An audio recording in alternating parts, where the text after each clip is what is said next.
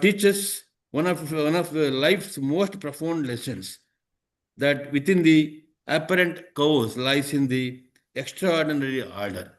That means when you say the fractal,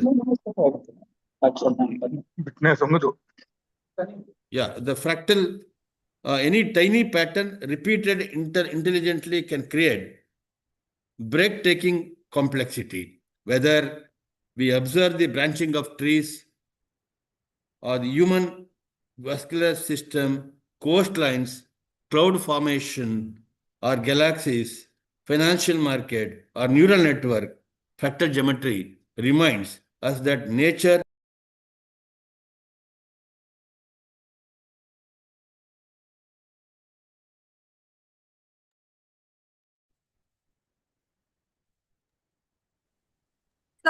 Sir, kindly unmute yourself, sir.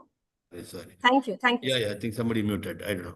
Is it okay? So now, yes. If you look at the cauliflower is one of the example for a fractal geometry. If you just remove the one stem, it looks similar. This is basically a property of the fractal geometry is a self-similarity. So using the self-similarity, many of the things are designed, whether a compression, fractal, the finance, stock market prediction, many things. So this is a classical example. Or you take the cloud. If you look at the cloud, the natural cloud, so it is an example for a fractal geometry.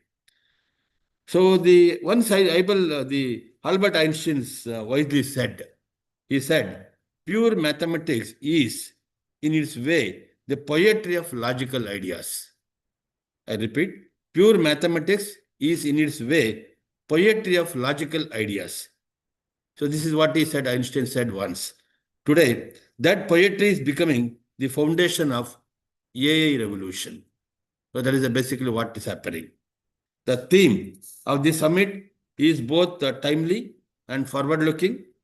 AI is transforming every sector of this society, but behind every intelligent algorithm lies mathematics. Behind every optimizing model, machine learning architecture, image processing system, signal processing technique, or data analytics framework lies mathematical thinking. The future will belong not only to those who can build AI systems, but those who understand the mathematical principles that makes those systems intelligent. So efficient, reliable, and ethical. So this is basically the importance of the mathematics or mathematical application. At JSS University in Noida, we strongly believe that mathematics is no longer confined to classrooms or textbooks.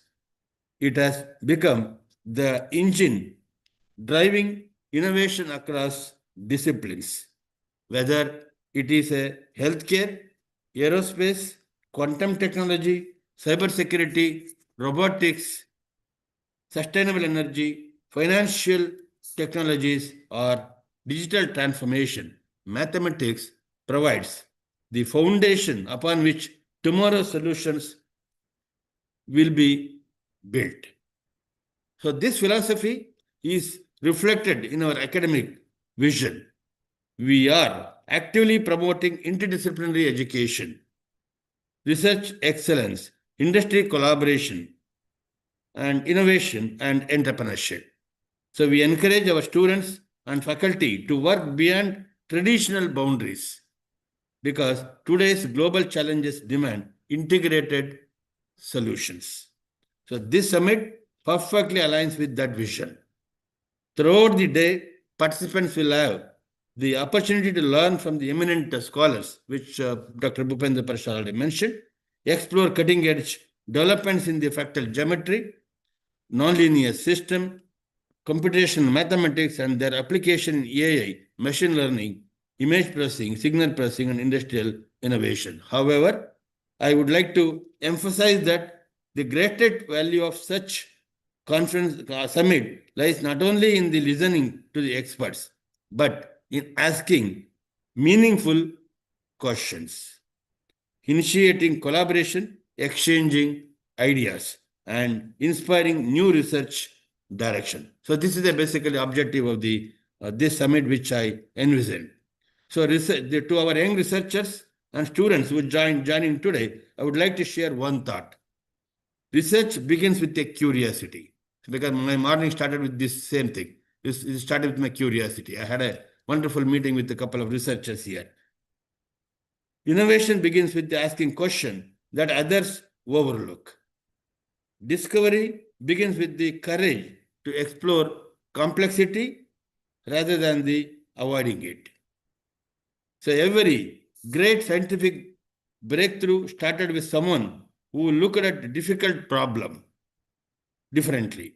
I encourage you to use today's interactions as the beginning of your own research journey. Our own faculty, mathematics faculty, or the other faculty who are joined here, I request to look at differently, start working. I congratulate Department of Mathematics and the entire organizing committee for doing this, executing this international online summit, organizing such a, the program that brings together experts from academia, research, and industry across the geographical boundaries is indeed commendable.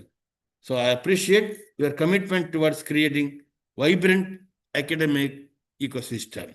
As we move towards an era of AI driven by artificial intelligence, quantum computing, data science, and data transformation, I'm confident that such a program that brings together experts from academia, research institution, industry, it will give a lot of scope for the improvement.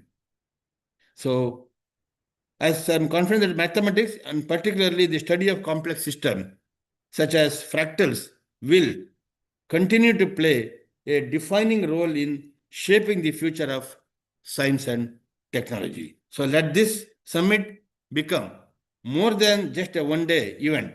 Let it become a platform for new ideas, new partnerships, impactful research, and lifelong academic connections. So I wish all the speakers highly engaging sessions, all participants a platform for new ideas, new partnership, impactful research, and lifelong academic connections.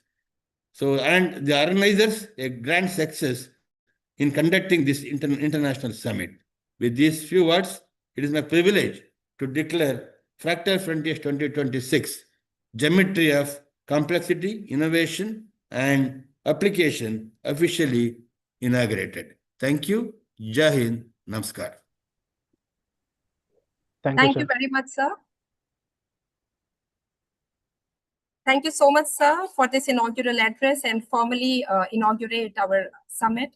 Your encouragement and leadership have motivated us to create this platform to connect with renowned mathematicians from all over the world and to explore more about fractal mathematics and its interdisciplinary applications. We express our heartfelt gratitude to you, sir. Your support and guidance have made this day a reality. Thank you so much once again. Thank you. Now, moving ahead, a summit of this status is always guided by some experienced leadership. And I now take this immense pleasure to invite our summit chair, Dr. R.S. Jagdeep, sir, Dean Student Welfare, Academic Coordinator of JSS University, Noida, to address all our participants. Sir, can you hear me? Yes, madam. Thank you. Okay, sir.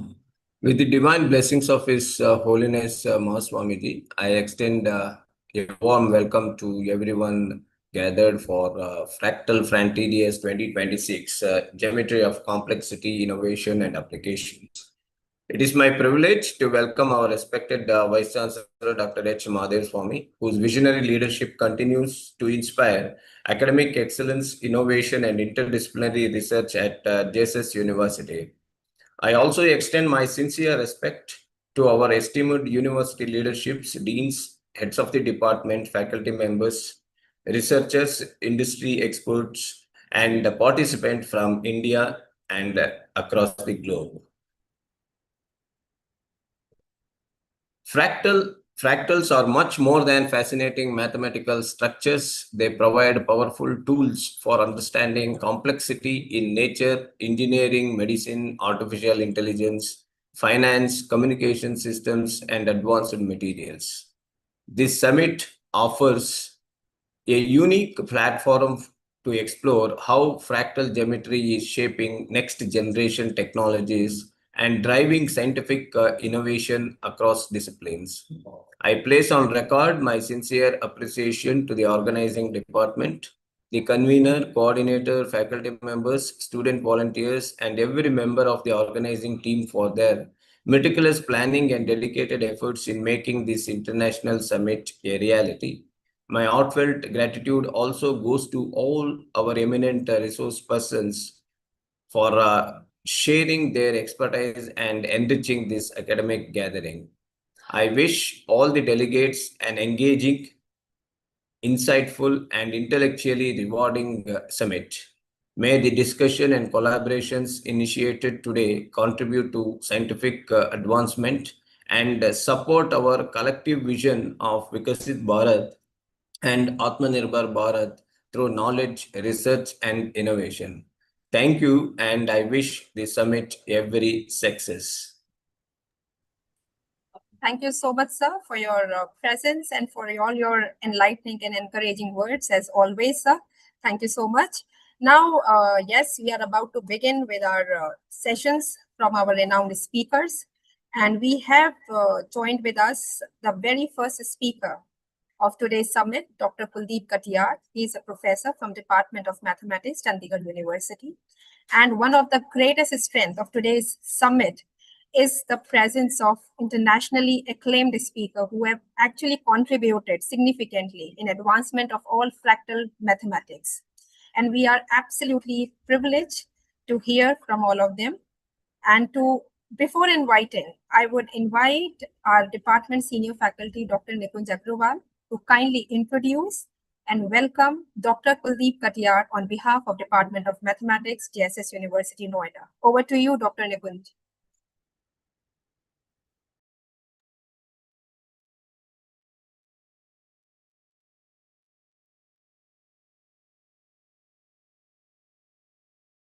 Sir, kindly unmute yourself. Am I audible, ma'am?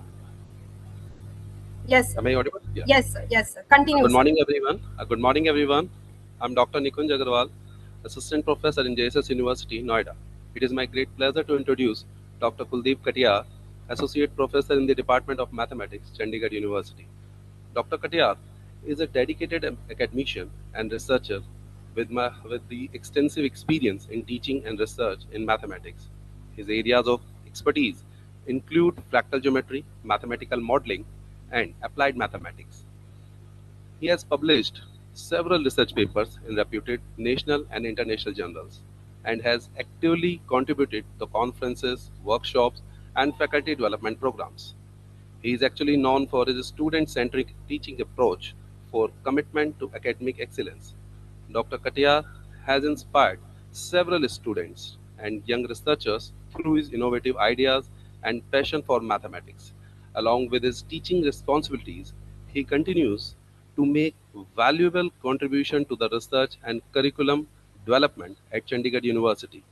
So, ladies and gentlemen, please join me in extending a warm and heartfelt welcome to Dr. Kuldeep Katiyar. We are honored to have him with us today, and we look forward to his insightful session. So, thank you, Dr. Katiyar, sir. You please continue. Hello, I'm audible. Yes, sir. Yes, sir. You are audible, sir.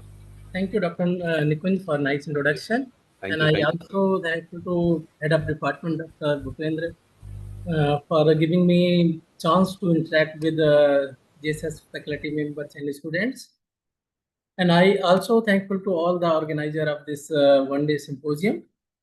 So already, whatever the topic for today's symposium and whatever the subtopic assigned to me, it is already introduced by the chief guest of this session during the inaugural. So, sir, give the very nice introduction about the fractals and whatever their possible application in these days and how they can contribute from entity from pure mathematics towards the applied and computational mathematics. Previously, if we talk about the history of fractals, I start with sharing my slide. Just a minute.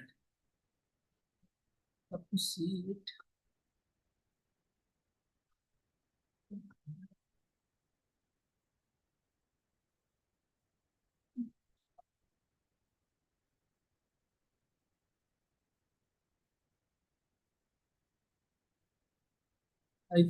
My screen is visible. Yes, Nikhil? Yes, sir. Yes. Yes. Okay.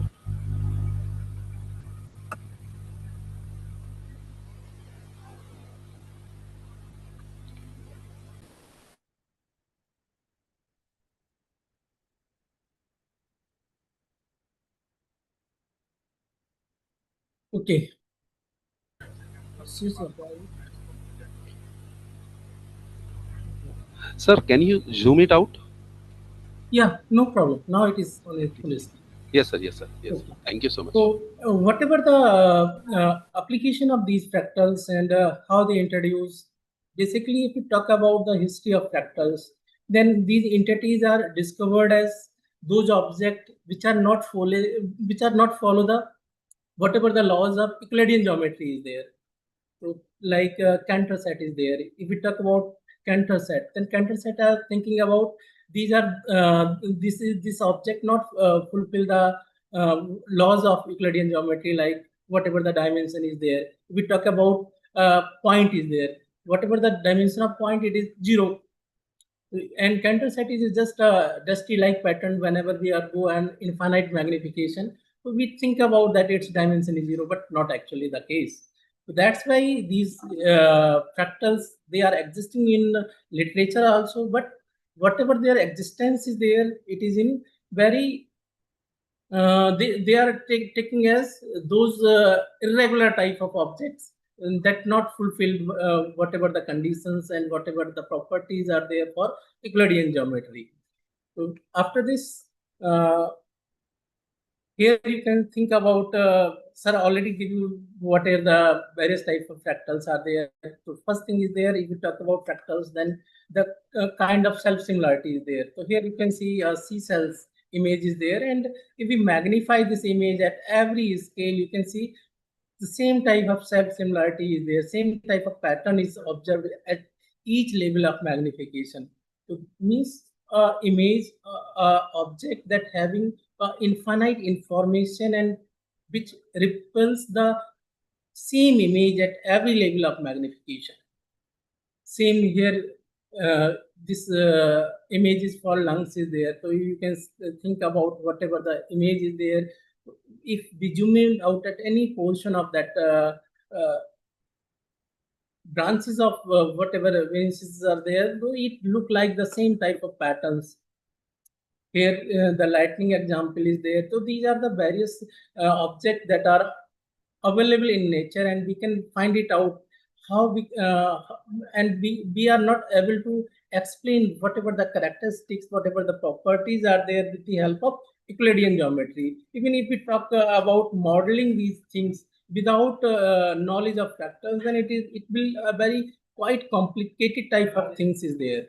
Means whatever the properties if we want to explain, and without the existence of fractal geometry, it is very hard work to explain it. What are the characteristics are there? So there are various definitions of fractals are there. So most celebrated one is there, most validated definition is that is given by Bernard Mandelbrot. Actually, he is the person responsible to coin this term fractals. Mandelbrot first coined this term fractals in 1975, and he defined fractals as a rough or fragmented geometric shape that can be split into parts, each of which is the reduced size copy of whole. Means at every level, whatever information you see, it is look like the whole object. His famous quote is also there, that is, clouds are not spheres, mountains are not cones, coastlines are not circles, is not smooth, nor does lighting travel in the straight line. This quote he give whenever he coined this term fractals during his talk. There are several properties of fractals are there, and based on this various properties, because these properties give the various type of fractals, various definition of fractals. So if we talk about the definition of fractal based on the self-similarity, so that is, a fractal is a geometric object in which each part resembles the whole object at different scale. Means whatever their structure is there, it is same at each level of magnification, and they are also resemble whole object at every level. If we talk about the second property of this, most of the object that is there in nature, they are if we talk about modeling of these objects, then they have some recursive nature. Means we can construct the fractals object by using a recursive algorithms or a simple mathematical rule. Using a recursive algorithm, we can generate these fractals. We can construct these fractals. And next property is there, the infinite complexity. If we talk about the fractal object, then these objects having infinite details regardless of level of magnification. Means at each level of magnification, we can get infinite details. Next and important thing is scale invariance. So fractals always exhibit the similar structures, properties at different scales or magnification levels.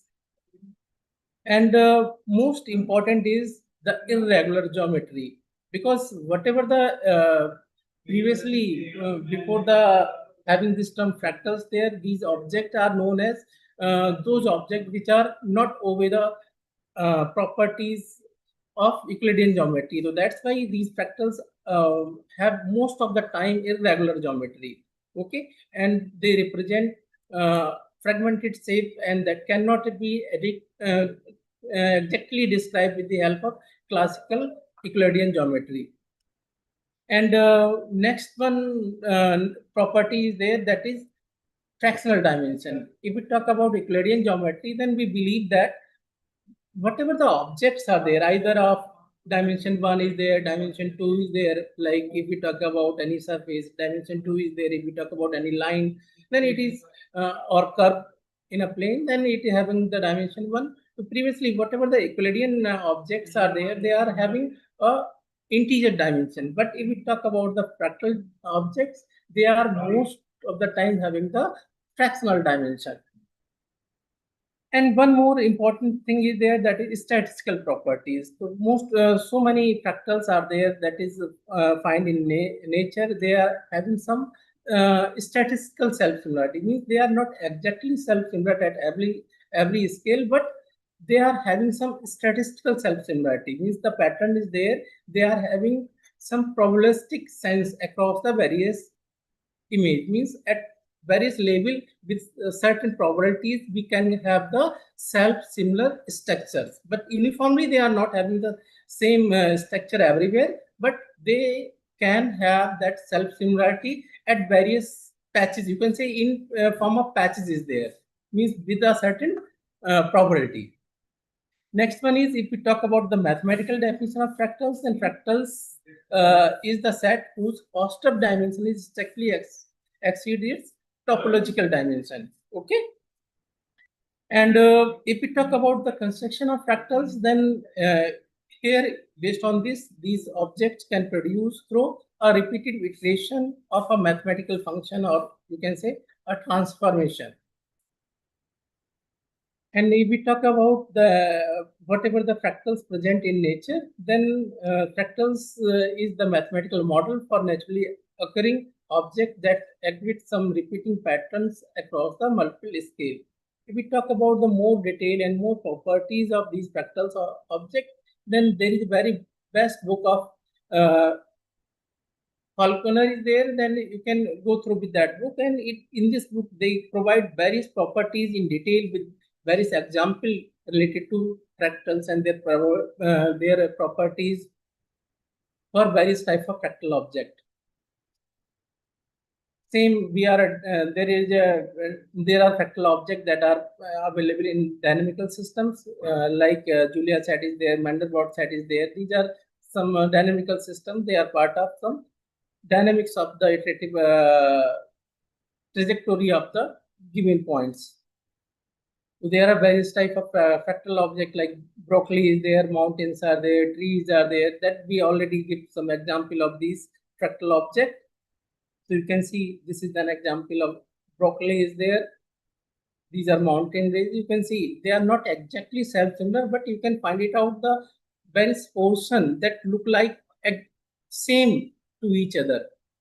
At every scale, we are not having the exact self-similar exact patterns, but the same pattern can be have in various regions. So that's why we call they have the statistical self-similarity instead of exact self-similarity. Like these are the trees, leaf plant is there. You can see if we talk about here, you can see same type of exactly self-similar things are at every scale we can observe. If we talk about clouds, they are also having some statistical self-similarity in nature. So you can see same type of structures you can identify at various regions throughout these clouds. If we talk about blood vessels, they are also showing fractal characteristics. And this is most important, that is exactly modeled with the help of some mathematical functions. Through an iterative function system, we can generate the same image there. That is known as fun. Actually, this is a fun image. And because Mandelbrot exactly give the transformation through which we can generate this fun, so that's why most of the time people are called it Mandelbrot fun instead of only fun. So these are reverse delta is there. You can also see the kind of self-similarity, statistical self-similarity at various regions. So now the question is why this area is very important. So if we talk about here, so it is provide a very rich patterns at various scale of scale. And second one is if we talk about the texture design, if we talk about modeling, if we talk about biomimetic designs, then fractals can play very important role for modeling these images, objects, and generating the complex forms. There are various properties are there based on this various category of fractal object is there, like some object having the exact self-similarity means at every scale we can have the same images, same patterns is there. So that type of object is categorized as exact self-similar fractals. Okay, so exact self-similar fractals having properties like they have the perfect self-similarity, means same type of pattern the object throughout the object at every scale of magnification. Second property is there, they are always generated with the recursive geometric rules. With the help of repeatedly applying some transformation, we can generate the objects. And they have very simple construction to generate these objects. Like if we talk about the Cantor set, Sierpinski triangle, cock curve, cock snowflake, these are example of some fractal object that having the exact self-similarity. Like here you can see the Cantor set is there. So here, this is the final image. At the end, it is showing the Cantor set. Okay. So if we talk about the construction of this Cantor set, so whatever the original line segment is there, suppose it is interval in between 0 and 1. So what we did, we divide the object into 3 parts. We remove the middle one and retain with the first and last part. Okay. So this type of subdivision we apply at various levels. So like first time whenever we apply, this is there. Second time we apply, this we have. So same we apply again and again, and at the end we have a dusky pattern is there. Okay. And if we talk about dimension of this object, it is 0.6309. So this is a fractal object, and you can see same type of self-similarity. If you magnify any of the portion of this image, you can see the same line segment is there. Only it is a reduced size copy of the previous one. This is the second example. Like here it is Sierpinski triangle. So here, if we talk about the construction of this object, we can repeatedly apply equilateral triangle, and we divide into 4 parts by taking midpoint of each side and join them, and it will divide into 4 parts. We retain with the corner 3 triangles and remove the middle one. Okay, so here again, at every time whenever we repeat this process for each subdivision subtriangles, then we have at the end this image is there, and it is known as a Sierpinski triangle. Next one is the Koch curve is there. Here you can see again, whatever the original line segment is there, suppose it is in the interval 0, 1, then it is divided into 3 parts, but we have two geometries again change here. So the first one is retained as it is, last one is also retained as it is, and the middle one is taking twice. Like first one is inclined at like this, and second one is like this. Means whatever the original interval is there, we have to divide into 3 parts, but we after subdivision the geometry having the 4 segments, okay, of equal length. All the segments having the equal length. Okay, only the geometry is changed. It is an inclined one, middle one is inclined, and it is placed twice here. So whatever the geometry is there, if we apply the same type of transformation over each subdivision intervals, then we have second time we have this type of image, and if we repeatedly apply the things, then this is your final object that we have.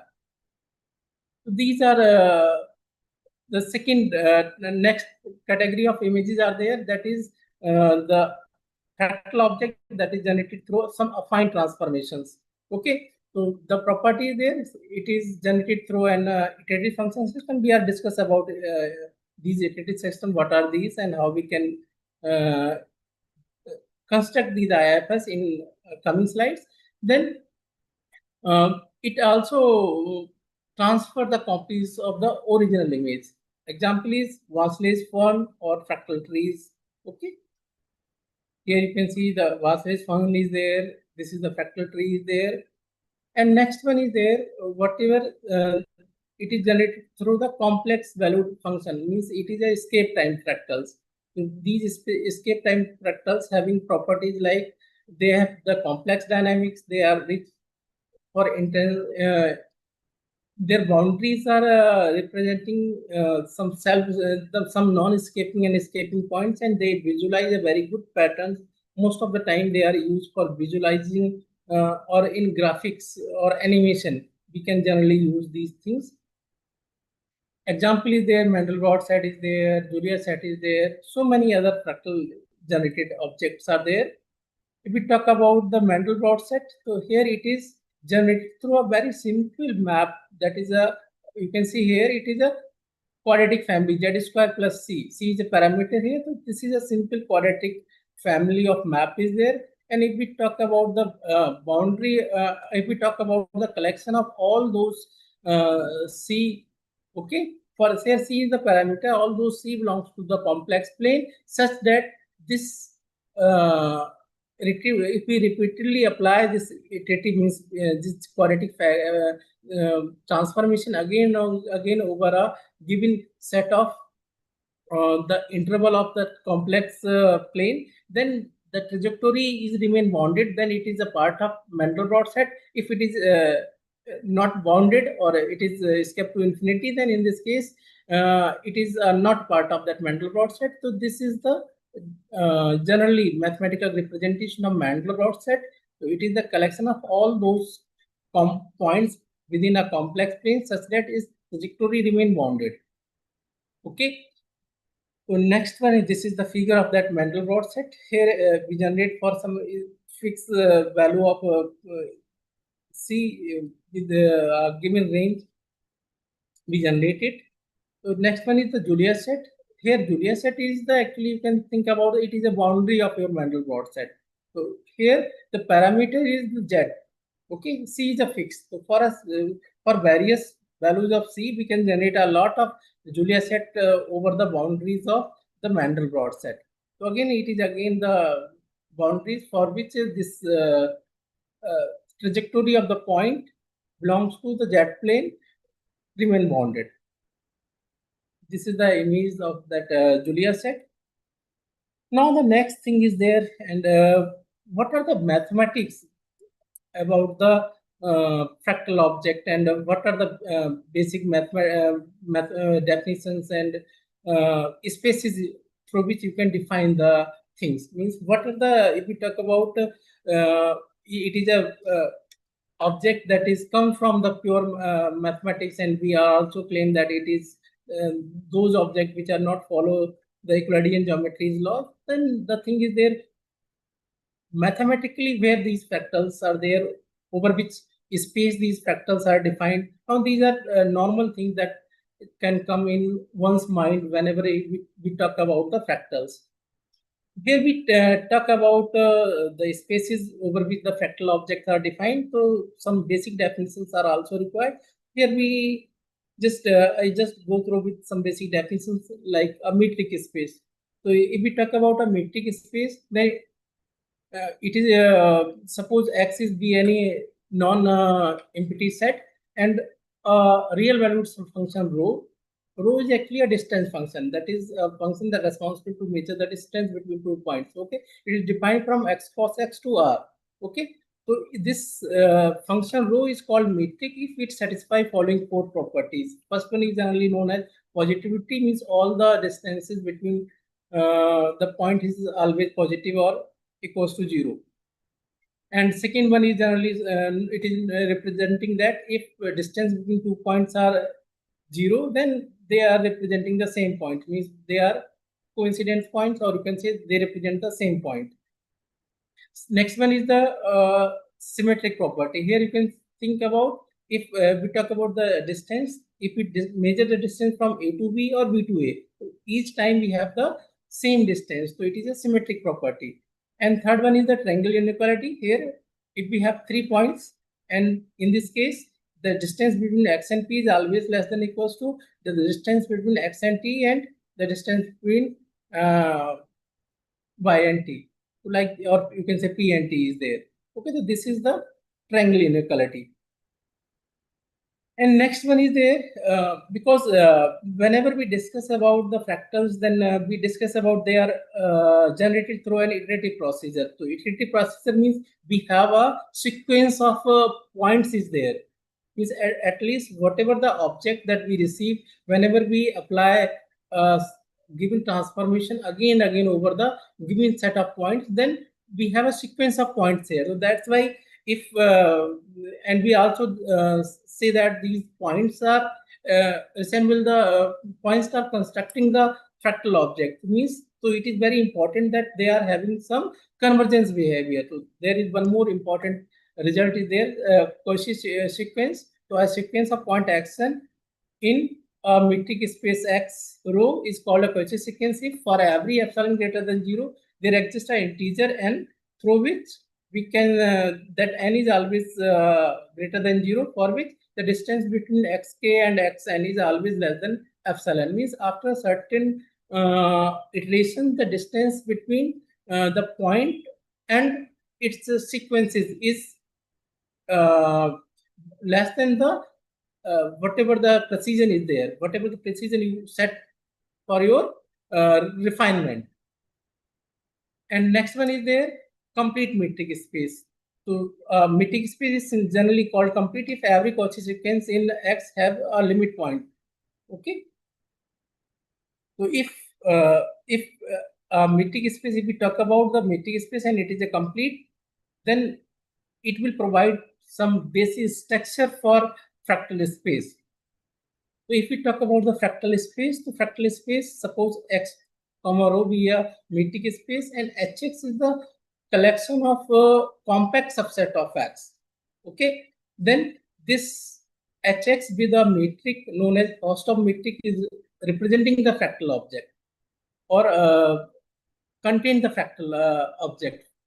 So the concept of host of distance is given as, suppose X rho be a metric space and A and B are two elements of this H cap X. H cap X is the collection of non-empty compact subsets of X. Okay, means A and B are two compact subsets of H. Then in this case, the distance between 2 points A and B is given as H cap AB equals to maximum of rho AB and rho BA, because this row AB and row BA. A and B here, two sets. So distance between two sets is not follow generally a symmetric route. That's why we take maximum of distance between row AB and row BA, so that the symmetric property holds for this metric H, right?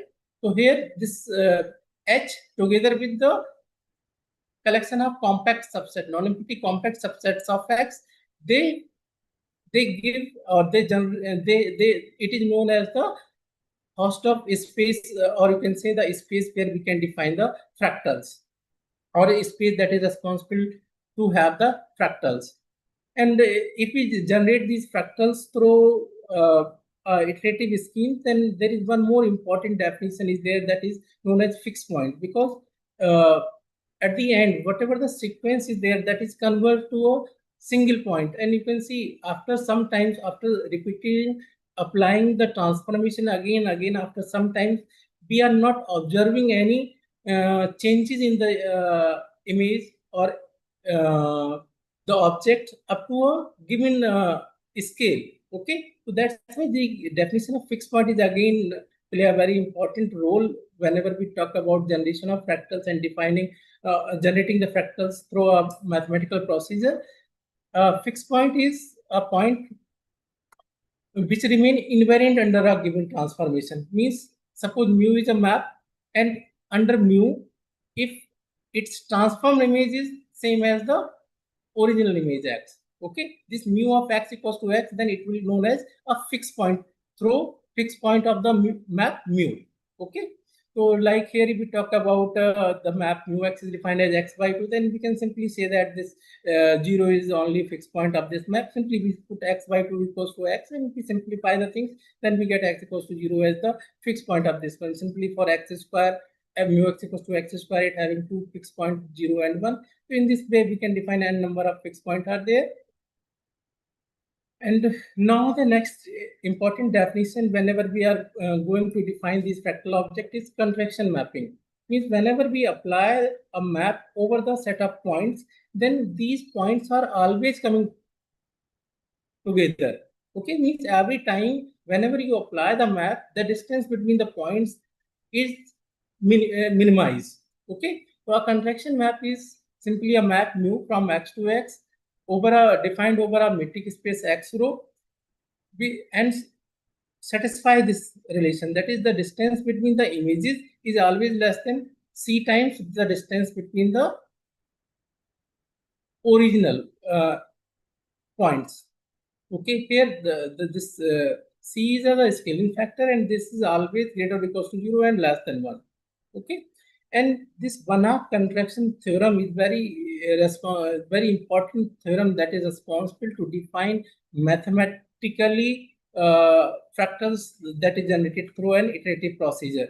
So here, suppose X row be a metric space and mu is a contraction map, then mu precisely having one fixed point, means it will give you the idea about the uniqueness of the point that is generated through a generated through an iterative procedure. So here next is the concept of iterative function system. If we talk about the recursive generation or generation of fractals, self-similar fractals or affine fractals, they are generated through some iterative function system. Means iterative function system is a set of the contraction mapping defined over a complete metric space. Okay, so here this is the structure. This is the well-known structure. Here X represent the non-empty set. Mu X is the set of the contraction mapping.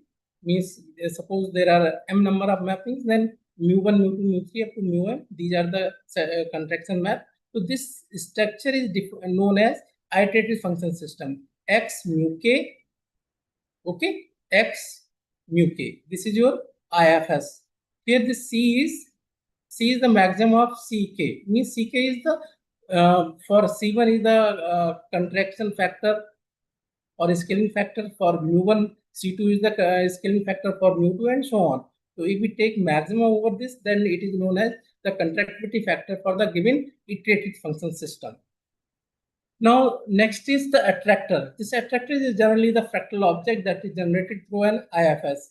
So this attractor is the unique fixed point of the Hutchinson operator associated with the system, and its limit point is representing the fixed point, or you can say invariant set through the given iterative maps.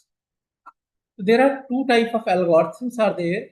If we are going to generate fractal objects through the iterative function system, first one is the deterministic one, and next one is the random iteration.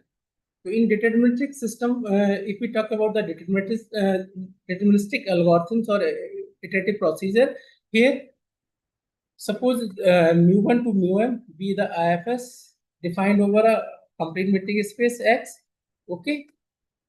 And if we take a initial compact set B0 belongs, it is a subset of R square, suppose, then this under this deterministic algorithm, what we did, we repeatedly apply all the maps mu1, mu2, mu3, and so on mu1 over the initial compact set B0, and we have a different iterative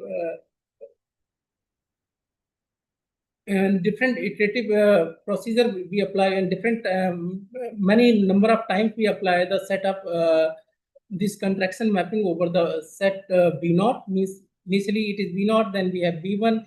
Whenever we apply all the maps mu1 to mu_m over B0, then we have B2. Whenever we apply all map B1 mu1 to mu_m over B1, so in this way we have a set of sequence of the sets here, okay, that is known as B1, B2, B3, and so on, Bk. So this is the way that we can define this iterative way to generate the set of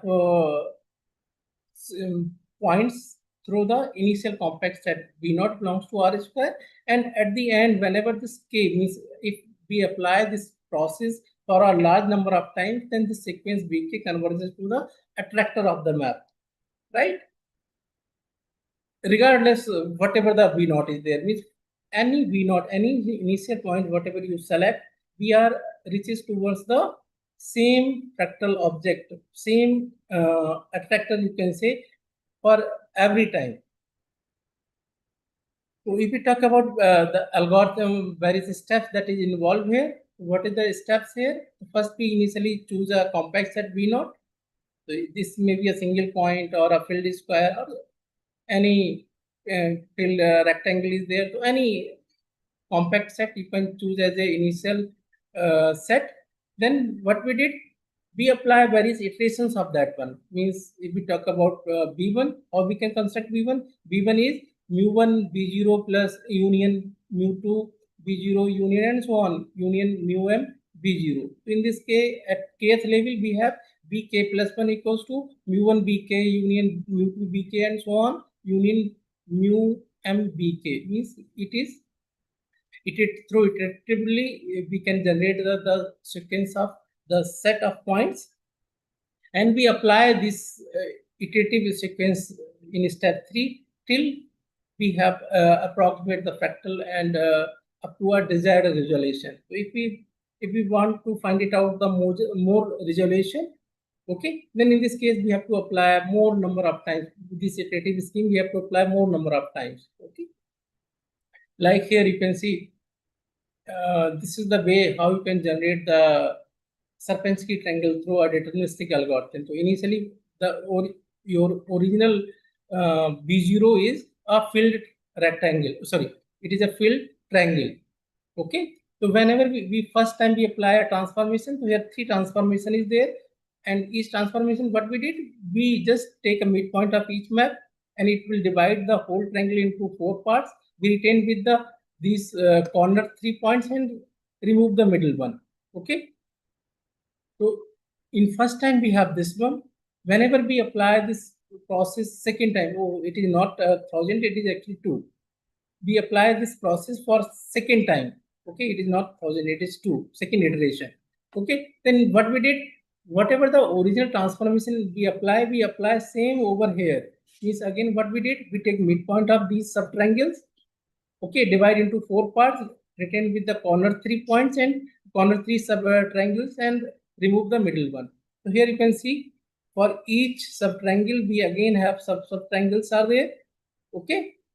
So you can see previously one triangle is there, we take an initial set, now we have 3 triangles, and after this we have total 9 triangles are there, and we again repeat the same procedure. Means this is your B1, this is your B2, and now again apply the set of transformation all these 3 maps again.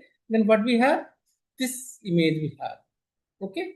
So if you can see after applying the 6 times, it is up to this magnification, it is okay, it is look like a Sierpinski triangle. But if you want to get more finer detail over the magnification, you can go for the larger iterations. Means whenever you increase the number of iterations, you can have the deeper information over the magnification, or you can say zoom in the things. Next algorithm is there, that is the random iteration algorithm. In random iteration algorithm, what we did here, we use a probabilistic approach to apply a transformation over the point. What we generally do here, we randomly pick a point, okay, any point we can take an initial point, okay. You can take, suppose in a plane you are working, you just take a 0, 0 as your initial point. Then what we did, we randomly pick any map. Here suppose the IFS consists of m number of map, mu1, mu2 and so on, mu m. We randomly pick any map from this set of transformations or set of affine mappings, and implement that mapping over the point x0, y0 say. Then we have x1, the first approximation point x1 is there, okay. Then again we randomly pick a map from these set of mappings, regardless whatever the previously selected, it not matter. If suppose mu1 is selected previously, it is not matter, we cannot select mu1 again, okay. We just use a probabilistic approach, and with a certain probability we just select the map from the given set of iterative function system and implement over the point.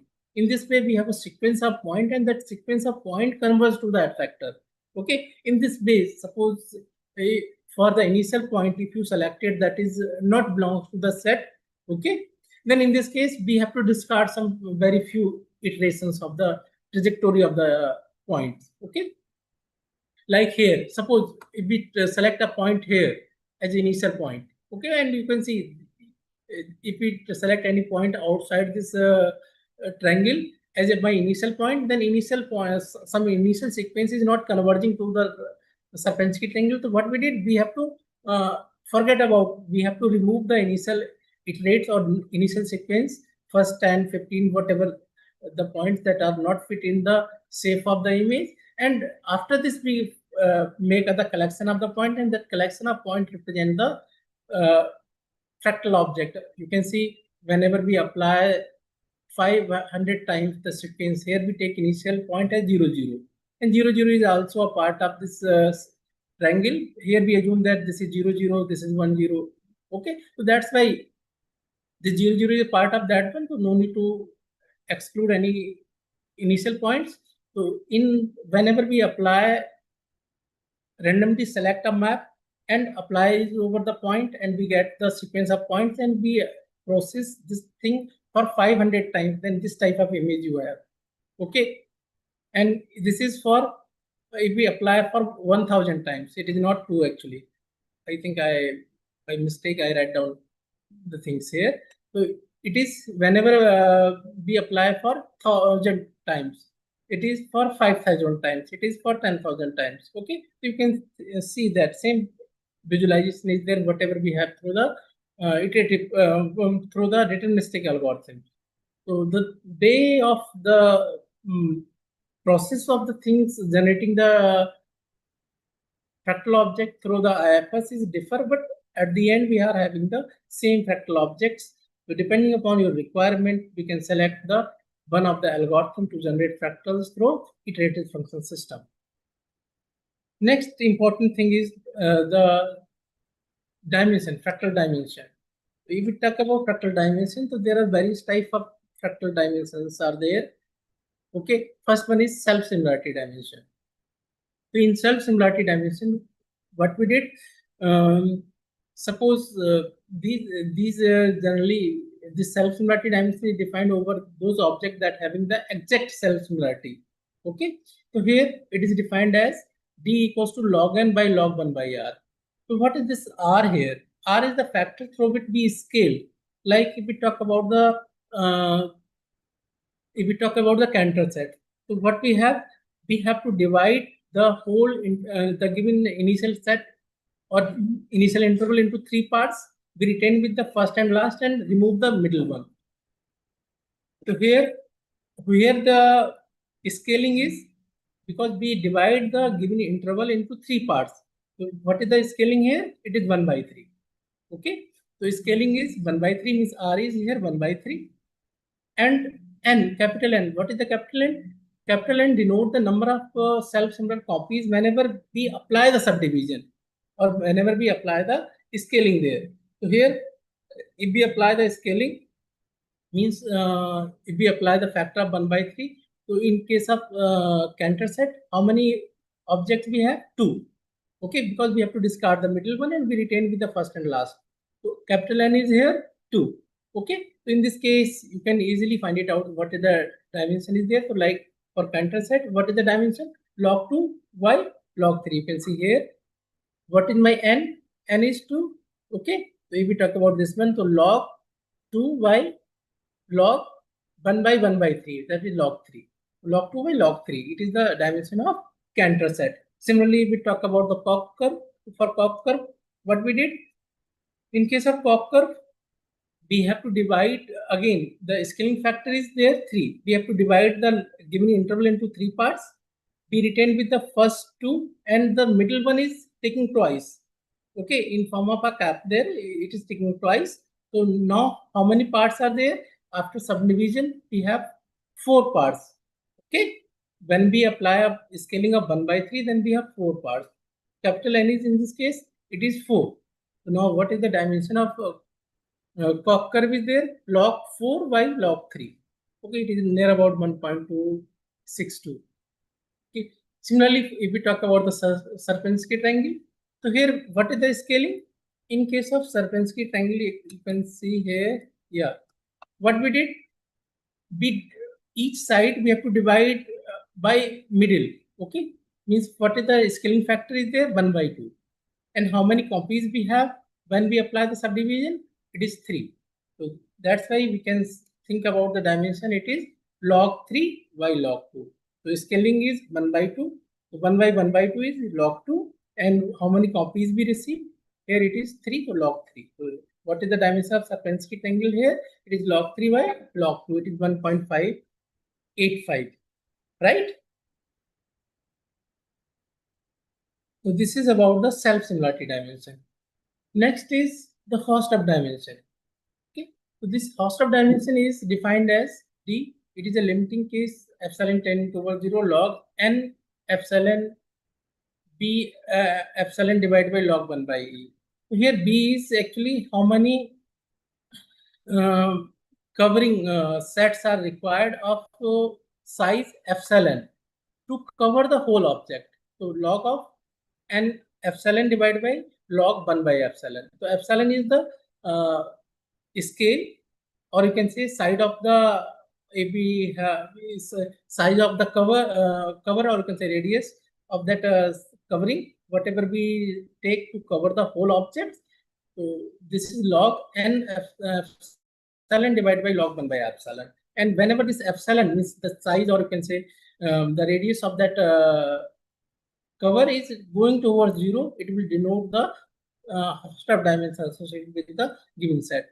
So this idea can be easily demonstrated because if we talk about the Hausdorff dimension, the practical application for mathematical things, it is very constructive way to define Hausdorff dimension. But if we talk about the practical application, then the refinement of this Hausdorff dimension is there in form of box quantity dimension. So what we did here, we take boxes of different length and we counted out how many boxes are required to cover the object. Okay. So instead of finding out the covering of that one, we just relax something in view of the pure mathematics behind the things. We use a boxes of various size, and we counted out how many boxes are required for a specific side length. Okay, and through which we can define the box counting dimension. Here we can say box counting dimension of a given object V is given as limit epsilon tending towards 0 log n epsilon V divided by log 1 by epsilon. Means n epsilon V is the number of boxes of side epsilon is required to cover the object V, and epsilon is the side of the box, or you can say side of the box.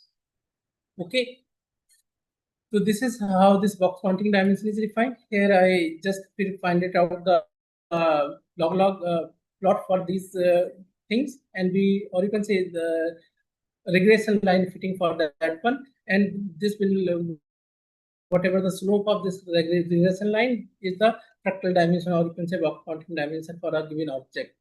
So if we talk about the algorithm or step procedure to find it out the box counting dimension, what we did, we initially set a box size length epsilon, then we find it out, we divide into grids of that size epsilon, then we count it out how many grids are required to occupy, or how many boxes are required to occupy the whole object. Okay, then we count how many objects are there. Again, we reduce the size of the box. Again, count of the boxes, how many boxes are required to cover the whole object. In this way, we have find it out how many boxes are required at various scales of various size length. Okay, and at the end, we apply a log plot for the length of box versus number of boxes required to fit. Then we estimate a slope of the regression line for the data whatever we received, and whatever the slope is there, that represent the box counting dimension for the given object. Like here, suppose for our object, if we assume a box of size 1, okay, of unit length, then in this case, suppose there is 1 box is required.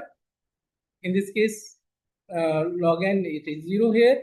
If we reduce the size of the box by 1 by 2, means now it is length is 1 by 2. Then suppose the number of boxes, suppose here we assume it is 3 boxes are there. If we again further half the size of the box, then it is 8. For again halving the 8 is 20. Again halving it, it is 48. So now we have a data with the size length unit. We have 1 box with half of that one, 3 box, again half, 1/4 of that one. We have 8 boxes, 1/8. We have 20 boxes, 1/16. We have 48 boxes. Now with this data, we apply a log plot, means log n means log of number of boxes versus log of 1 by epsilon, 1 by size of the box. Okay, then this log plot give you the estimate of the dimension of, or you can say box counting dimension of the given object. Mathematically, here n is proportionate to epsilon to the power minus d. D is the box counting dimension. If we take log on both sides, this type of thing is there. It will represent the slope of log plot. If we talk about the application of these objects, then these objects are having a large applications in areas like medical images, coastlines, clouds, okay, crack detection. These are the various areas over which we can implement this concept of fractal dimension. Okay, like if we talk about the crack detection, so whatever the original object is there, we measure the dimension of that object. Okay, if after some time there are some cracks are there, so because some cracks are there, now if the box count, if we find it out the dimension of fractal dimension of that object again, then in this case its dimension increase. Okay, if the amount through which the dimension increase, it is a larger, means large number of cracks are there in that object. Okay, So means whatever the cracks involved in that object, in this case, its complexity is again higher. So that's why its dimension is again increased. That's why in this case, we can detect the cracks. We can go for texture analysis. We can, if we talk about the measuring the dimension of clouds, coastline, so many things. Length of the coastlines are there. Okay, so these things we can in medical images even.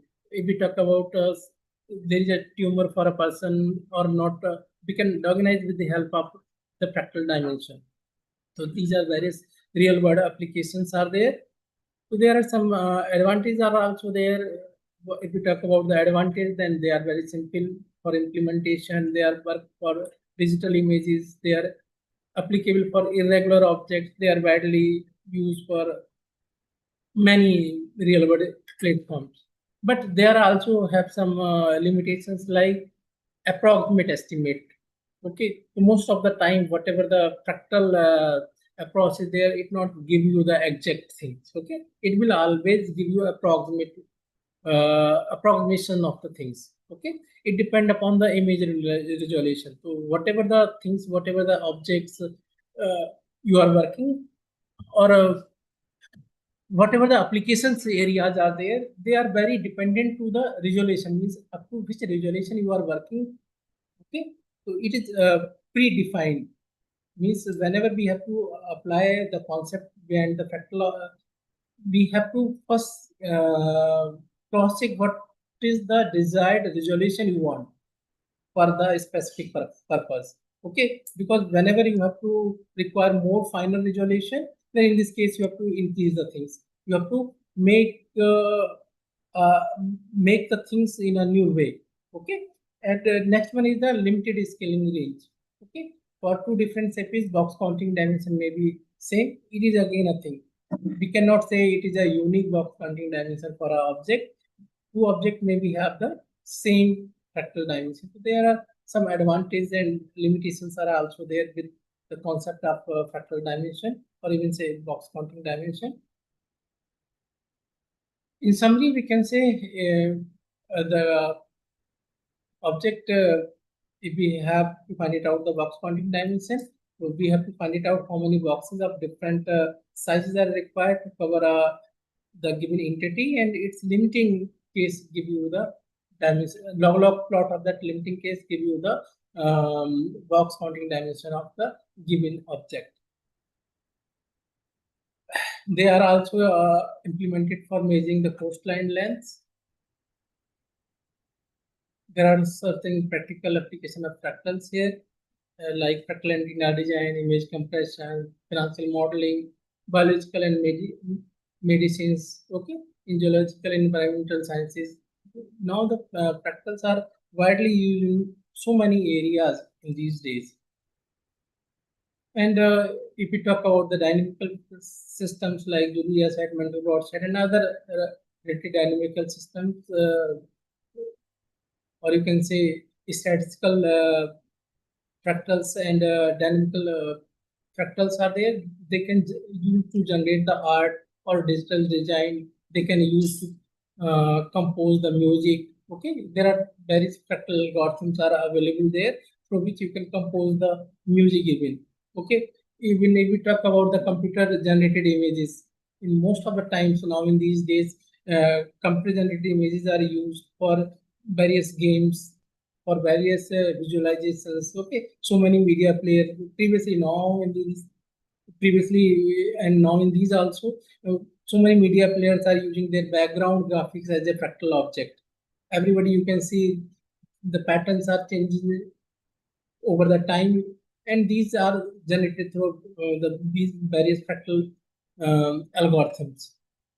Then in architecture and parametric design, we can use the fractals. These are various references are there. You can go through with these references. If anybody have any question, can ask. This is what from my side. Anybody, any question?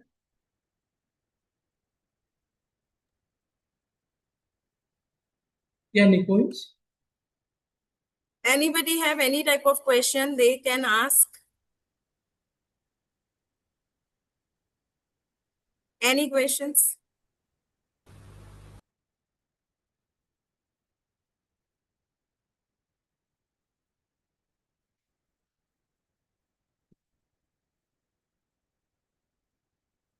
Sir, we are just giving them 1 or 2 minutes to ask. Okay, no problem, ma'am.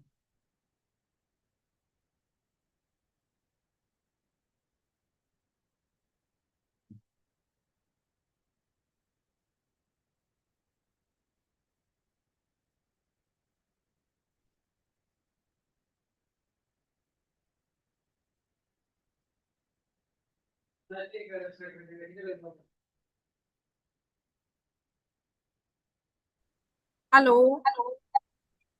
Yeah.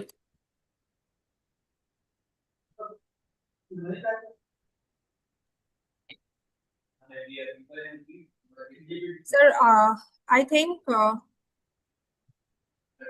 we have no questions so far from the audience.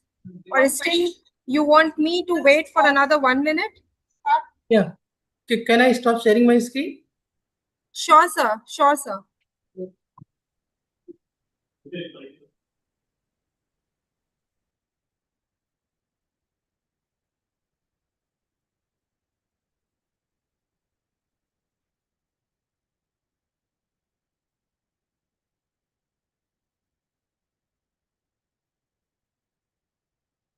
Sir,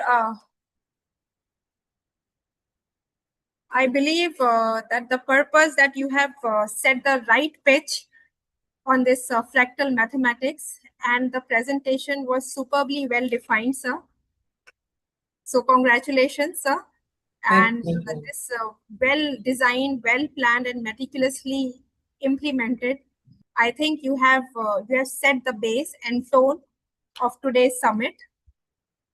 And you have discussed many applications through images and the mathematical diversity, how it is so beautifully and practically. If you look at mathematics, it has its wide dimensions and rainbow that we can't even think of it. So thank you so much, Kuldeep sir. It's been always pleasure to hear you, and you've been so kind and humble to always accept our invitation without a single hesitation. And we are really looking forward that I also request Dr. Nikunj Agrawal to please coordinate and set, and most welcome. We will be so happy to host you at our institute. This is all what I have to say. So thank you very much on behalf of all Department of Mathematics organizing team for sparing time with us. And you have exceptionally, sir, delivered wonderful lecture on fractal mathematics and its interdisciplinary applications. So this is all from my side. Okay, thank you, ma'am.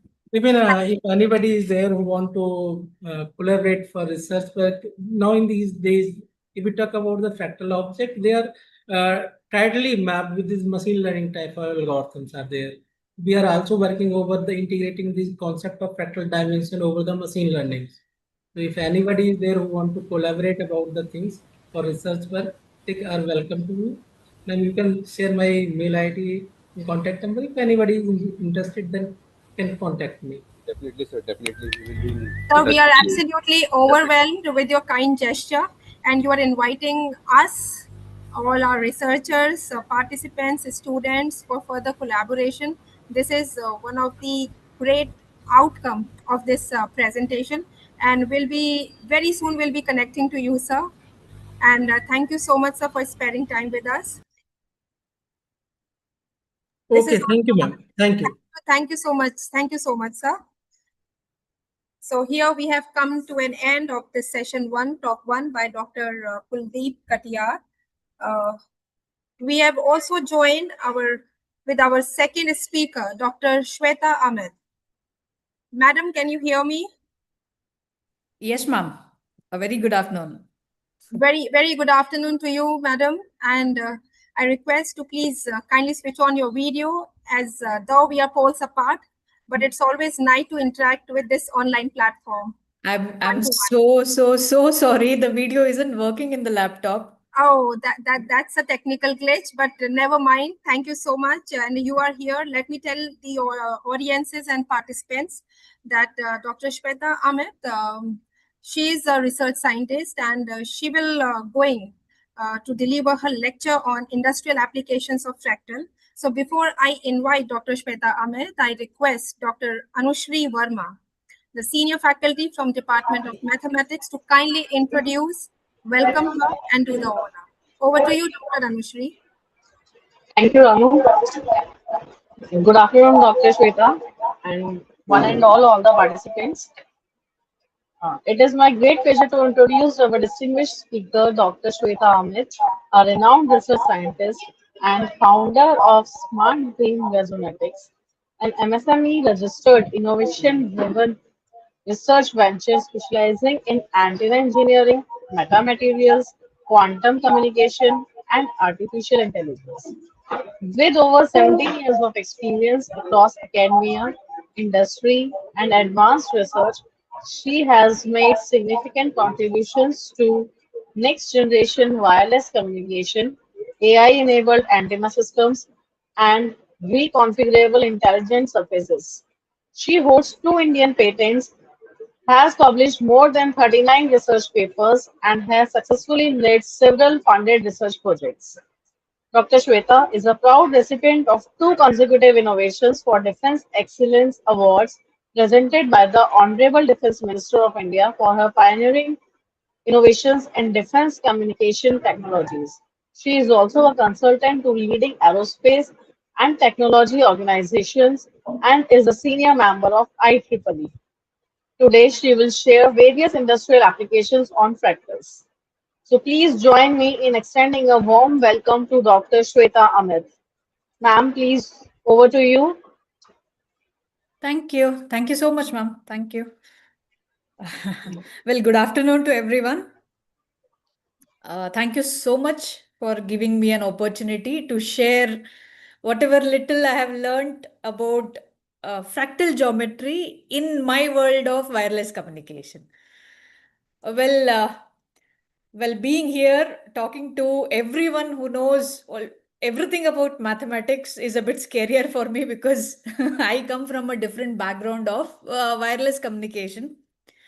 I'm not that great with mathematics per se of understanding the geometries, but having known the essence of what more can it do in designing few structures in this wireless world, how efficient has it transfigured the configurations, how easy has it made our lives. If I pick up a phone today, if I want to make a call and I'm on a call, okay, and at the same time I want to browse something, okay, I want to see a video. So which means a lot of communication are happening at the same time. Yeah. So how does it happen? So has it ever come across mind that something of a fractal geometry is sitting inside our phone, which is helping us do this? Yeah. So today we'll see about a journey of how exactly the fractal geometries have helped us in designing the structures which has helped and made our life easier to whatever we accommodate. We want high speed, we want high data rates, we want a lot of things happening. Before I share my screen, ma'am, can I please know if it is completely beginner for a wireless person? I mean, here all are from mathematics background itself, no?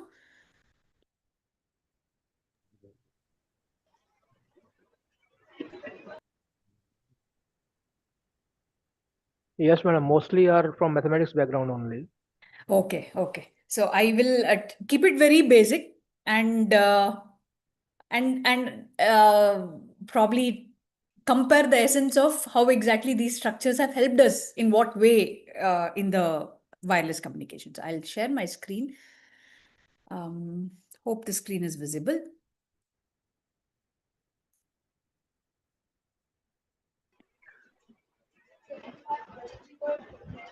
The screen is visible, right? Yes. Okay. Well, again, so to give a glimpse of what is it that I do is I have around 13 years of academic experience, and past 5 years have been engaged with industry, wherein I have an MSME startup called Smart Beam Resonetics, wherein we engage with many antenna work.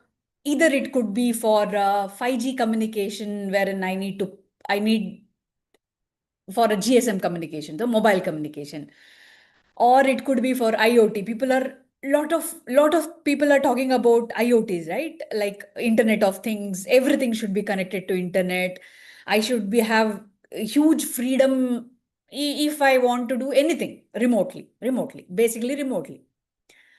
And it could be biomedical healthcare, wherein I want to sense my vitals, or if I'm in a sports industry, I need to know if a sports person is playing in whatever field it is, his complete vitals are known. Or it could be knowing the location of our soldiers, where they're in a remote positions. So it could be designing antennas for whatever application it is.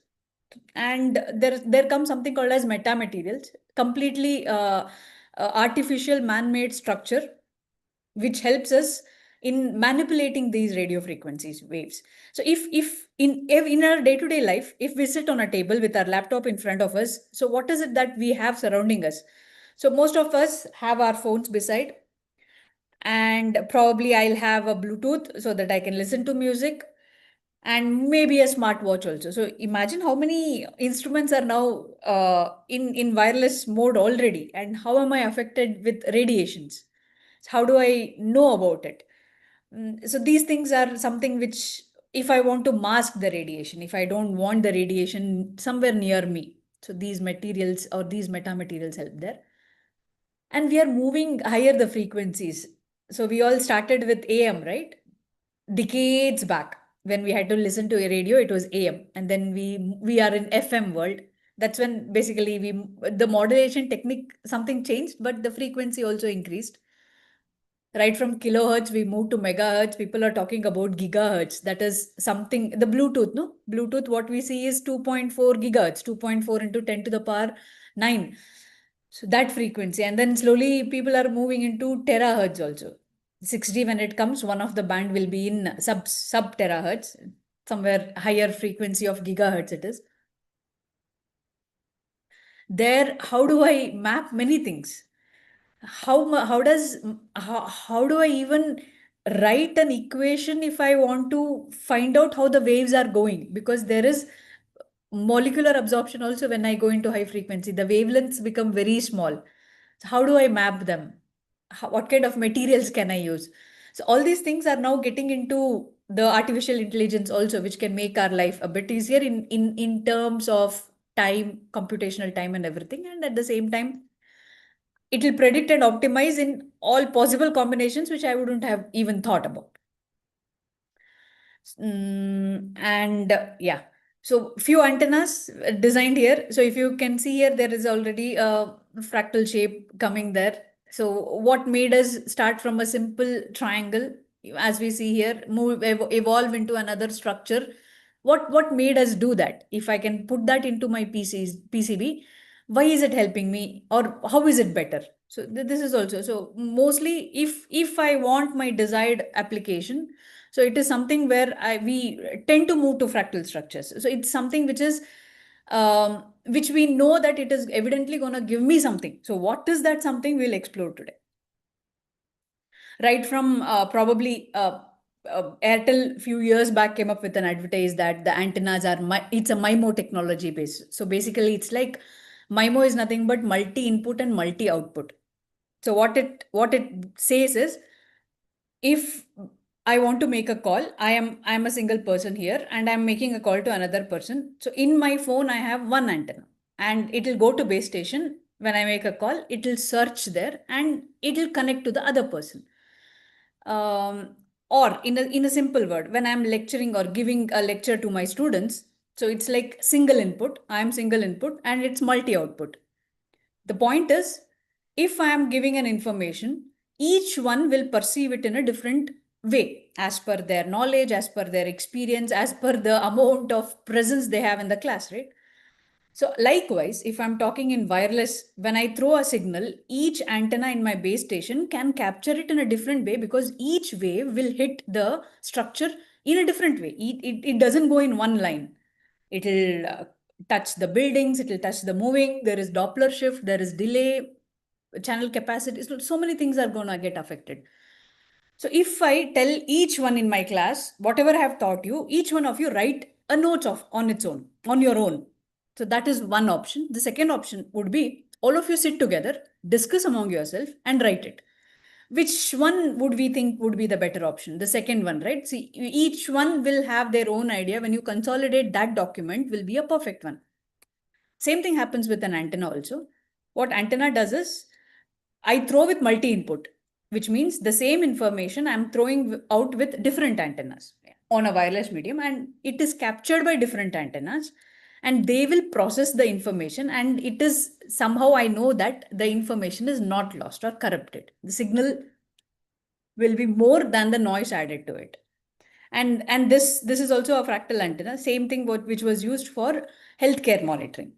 So everything is getting compact, everything is getting conformal, flexible. And everything, if I talk about biomedical, now I have, if I sense, like I want to sense my temperature, my blood pressure, my pulse, whatever, my movement, what is the speed, what is my leg, whatever it is. If I want to sense that through a sensor and I want to transmit it through a transceiver system, what we see here, all these things are now available as a wearable device only. So I don't have to use wires also. There are conducting threads in which I just sew it. This antenna is made from a fabric itself. It is basically on a cloth, flannel material. So this is where most of it, my work goes into, and wherever possible, complexity comes. The first thing I move into is, why can't I use a fractal shape and see what happens? So two of my projects, which I did in 21 and 22, were directly related to developing kind of antennas. One was for Navy, one was for Indian Army. Again, in a very simple way, if I have to tell, our soldiers carry some gear, communication gear. If there are a group of soldiers, not everyone carry the communication system with them. It's just one person there.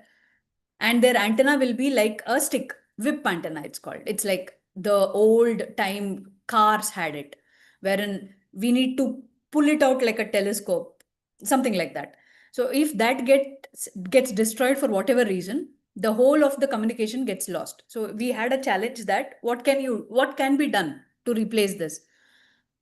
So the project was to mount the antenna on the helmets itself, a conformal. So antenna was done, all fine.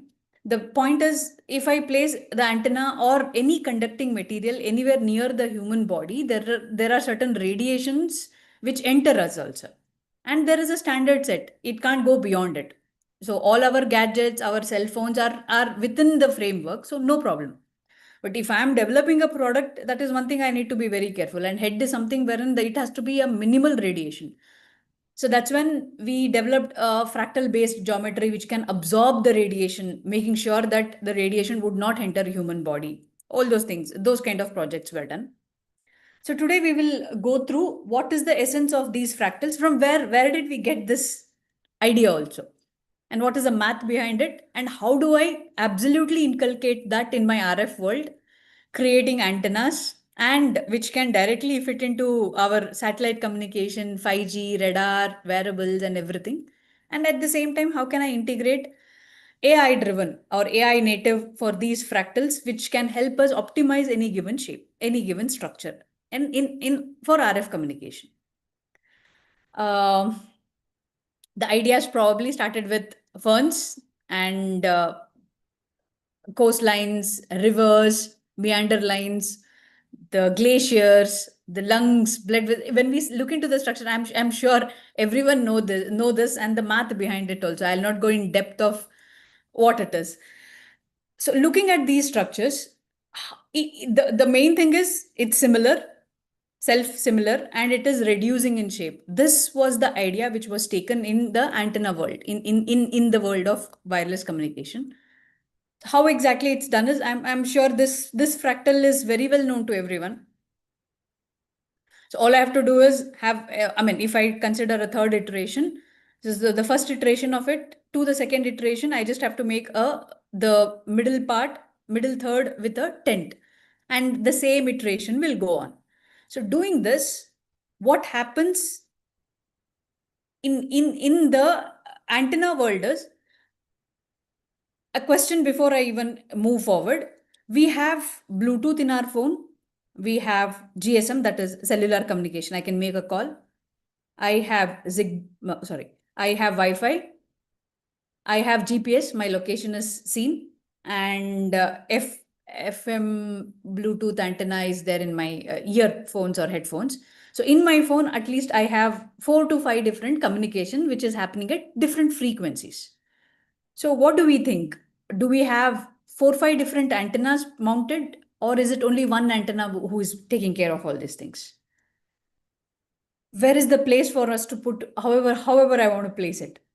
So now I'm talking about MIMO antenna. Only for cellular communication, I'm using multiple antenna, which means for one communication, to make a call and get it back, I have 4 or 5 antennas just placed side by side, which makes it as one whole antenna system itself. As such, do I have so many other antennas? Yes, that's the answer. So we have many antennas placed at the top end, at the bottom, near the speaker. So it so happens that the first job when we make a PCB is given to the PCB engineer itself. He places the ICs, all the resistors, whatever is needed for the communication, the converters, the amplifier, whatever it is. And then the last space comes to the RF engineer. Where can I place this geometry? So the moment I place it in a PCB, lot of challenges comes in a picture. So if I can use these kind of fractal dimensions of any coach, usually we don't go beyond the third iteration, which can give us, so previously what we saw was to create a tent in the middle third. So here is exactly the one third, the middle third is just removed off. That's how the iteration goes. So as such, any one of the structure could be taken. So how exactly it regenerates itself, it evolves itself, is with respect to either it could be a line or it could be a triangle, which is repeating itself, or it could be the Hilbert curve also. So looking at our the spectrum, right from whatever we are talking is also a frequency. Audio frequency ranges from 20 to 20 kilohertz. And the maximum one, what we have ever come across is X-ray and gamma rays when we go into medical healthcare. You get an X-ray, you get an UV, ultrasound, and all those things. So and a bit lower than that is my visible light, which I can see. And whatever we are communicating right now, whatever we are using for communication falls under this frequency, radio frequency and microwaves. So wherein the frequency has its own relation with the wavelength, C is equal to F lambda. So for a given frequency, I know how to calculate the lambda wavelength. So knowing the wavelength, I can use it for whatever application it is. For example, FM is we listen to FM, right? 95, 100, 104, whichever it is in our cities. So if I consider 100, it's basically 100 megahertz. So that frequency is used. So if I want to calculate lambda for it, if I take 100 megahertz itself, 3 into 10 power 8 divided by 100 megahertz. So we can find out what is lambda. Falls at around some meters. And if I want to find out the frequency, what I'm talking in a cellular communication or my Wi-Fi, that happens at 2.4 gigahertz, few centimeters it is. So as I move along, higher the frequency, the wavelength is going to reduce, inversely related. So with this applications, so what can I do? So in my phone, I have 4 or 5 different frequencies. And what if an application arises wherein I want to use only one antenna, one system, which can throw out all these frequencies? I don't want to use 4 or 5 different antennas as such. So basically, when I'm talking about what is antenna, what is it? It's a device which throws energy in the free space. Without this, it couldn't have happened. If we have ever come across, in nowadays, car has a inbuilt antenna, like the mounted one, wherein I don't change the antenna. In the previous few years back, whatever car we had, it had this antenna wherein we had to remove it, right? It opens up like a telescope, hence it was called as a telescopic antenna. Even that being closed, were we able to listen to FM? Absolutely yes, right? Only when we get into basements, or probably we are going at the outskirts of the city, there is some noise happening, or the signal is getting deteriorated. Which means what? If the signal strength is stronger, I still can accept the energy which is there in free space. But if I genuinely want to communicate as per my needs, there needs to be a structure which can take the signal from free space, or whatever signal I have right now, I can throw it in free space. So it's basically someone who is sitting in between my wired and wireless medium is called the antennas. So in knowing the electromagnetic wave structure, here comes the major 4 equations, which straight away becomes a foundation for whatever we are doing right now in wireless world. So you want to make a call, you want to change the TV remote, channels in your TV remote, anything which is happening wireless is controlled with the 4 Maxwell's equation, which again talks about electric fields and magnetic fields. So a bit about what are these electric fields, okay?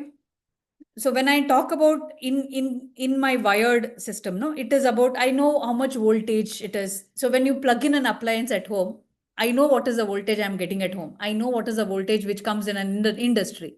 So voltage and current are fine. So the moment it's thrown out in free space, it's no more about voltage or current. It's all about electric fields and magnetic field. There's a relation between E and H, voltage and E. E is equal to half CV square.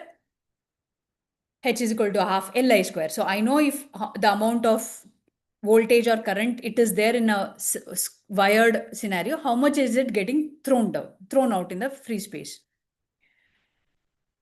The whole world is made up of these electromagnetic waves of different frequencies. Even Earth, right? So we talk about Earth's magnetic field. So there is a field existing altogether because of sun's radiation, sun's energy and everything. How do I put them in equation form, and how do I analyze it? So the first 2 equation talks about divergence. How does an electric field diverge? And how does so D and B are with respect to, so I can just straight away take it as this as electric field and this as magnetic field, E and H. So when a signal is being thrown out on free space, it forms an electromagnetic wave, which means it has electric field, it has magnetic field. Both are perpendicular to each other. That's the equation we consider, even to find out the boundary condition, even to find out the pointing vector and everything. So when I keep my 3 fingers in any of the hand perpendicular to each other, one will be the direction of propagation, one will be the direction of electric field, another will be the direction of magnetic field. All 3 are perpendicular to each other. So this is how this is beyond this only mathematics. I mean, the whole of the electromagnetic field equations, what we compute is with this logic. Again, a general question before I get into the technical thing of it. Most of the phones recently had NFC enabled. If you had seen the phones, behind there was a mark, something like this, NFC. It's called near field communication. Didn't succeed much like Bluetooth or Zigbee. Bluetooth is something. Even today, if I want to exchange an information, it's Bluetooth only, right? Yeah. So this near field didn't work. What could be the reason? Again, an example of something to understand it easily. If I have a stagnant water, I throw a stone. What happens? So first analogy is ripples occur. Hana? So the more the intensity with which I throw the stone, more will be the ripples. Absolutely fine. But what happens exactly at the point where the stone is touching the water? isn't there a disturbance? Exactly at some a small area here where the stone hits the water level, there is a disturbance, and then ripples occur uniformly. So this disturbance is exactly if an antenna is also throwing out energy. So this region is called near field communication, which basically says the electric field and magnetic field are not perpendicular to each other. So this is how it is supposed to happen.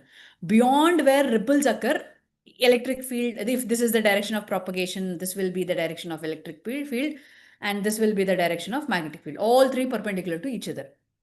So this NFC didn't make a hit because research on if electric field and magnetic field were not perpendicular to each other, how do I compute? Very complex mathematics. Most of the RF engineers who are not very much aware of the understanding what happens, because at every incidence, if I talk about theta, phi in spherical coordinate system, theta, phi and r, it changes. Every moment the field is changing. So for me to compute, it's a lot difficult. Research is going on even till date. So probably that's where the expert of a mathematic person will be needed if I want to really tap NFC. And if NFC comes in a picture, Bluetooth, Zigbee, everything will be thrown in dustbin. Absolutely, yes. The lot of encrypted data can be sent through NFC. Nothing can tap it. Unlike Bluetooth, wherein I can easily find out what is being sent over the air in a commercial purpose. I'm not talking in defense. So NFC is that important. So when I want to talk about electric field, so this dot product talks about diverging. So electric field, how much it diverges is the amount of charge it holds. So as our famous character He-Man, so he puts out the sword. So we know how much energy he puts out is the amount of energy he's holding in is equal to that. And a magnetic field never diverges. So if I consider a magnet, if I take a magnet, and if magnetic field is passed through it, I mean Earth's magnetic field only, we have north and south pole. So whatever fields emerge either from north or from south, it will end at the other pole. Always it is, correct? So the magnetic field does not diverge. It falls inside the loop itself. So its divergence is zero. So here comes a very interesting next two equations, which forms the basis of the wireless communication only. Had this equation not be given from not been modified by Maxwell, we wouldn't have enjoyed anything about wireless communication today. So that is with respect to this displacement current. So this we knew. If a magnet is, so a very easy way to understand is, if assume these two troublemaking characters, if magnet is moved near a magnetic coil, so magnetic field gets induced. So this field will in turn turn on the fan. So, and there is a change in displacement current also, which I call it as J. So electric field comes into picture, and change in electric field will give rise to magnetic field. So this goes hand in hand, something like that.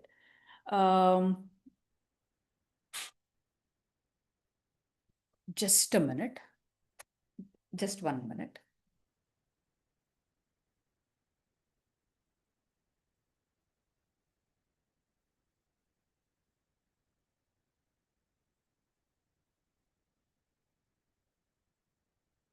Yeah.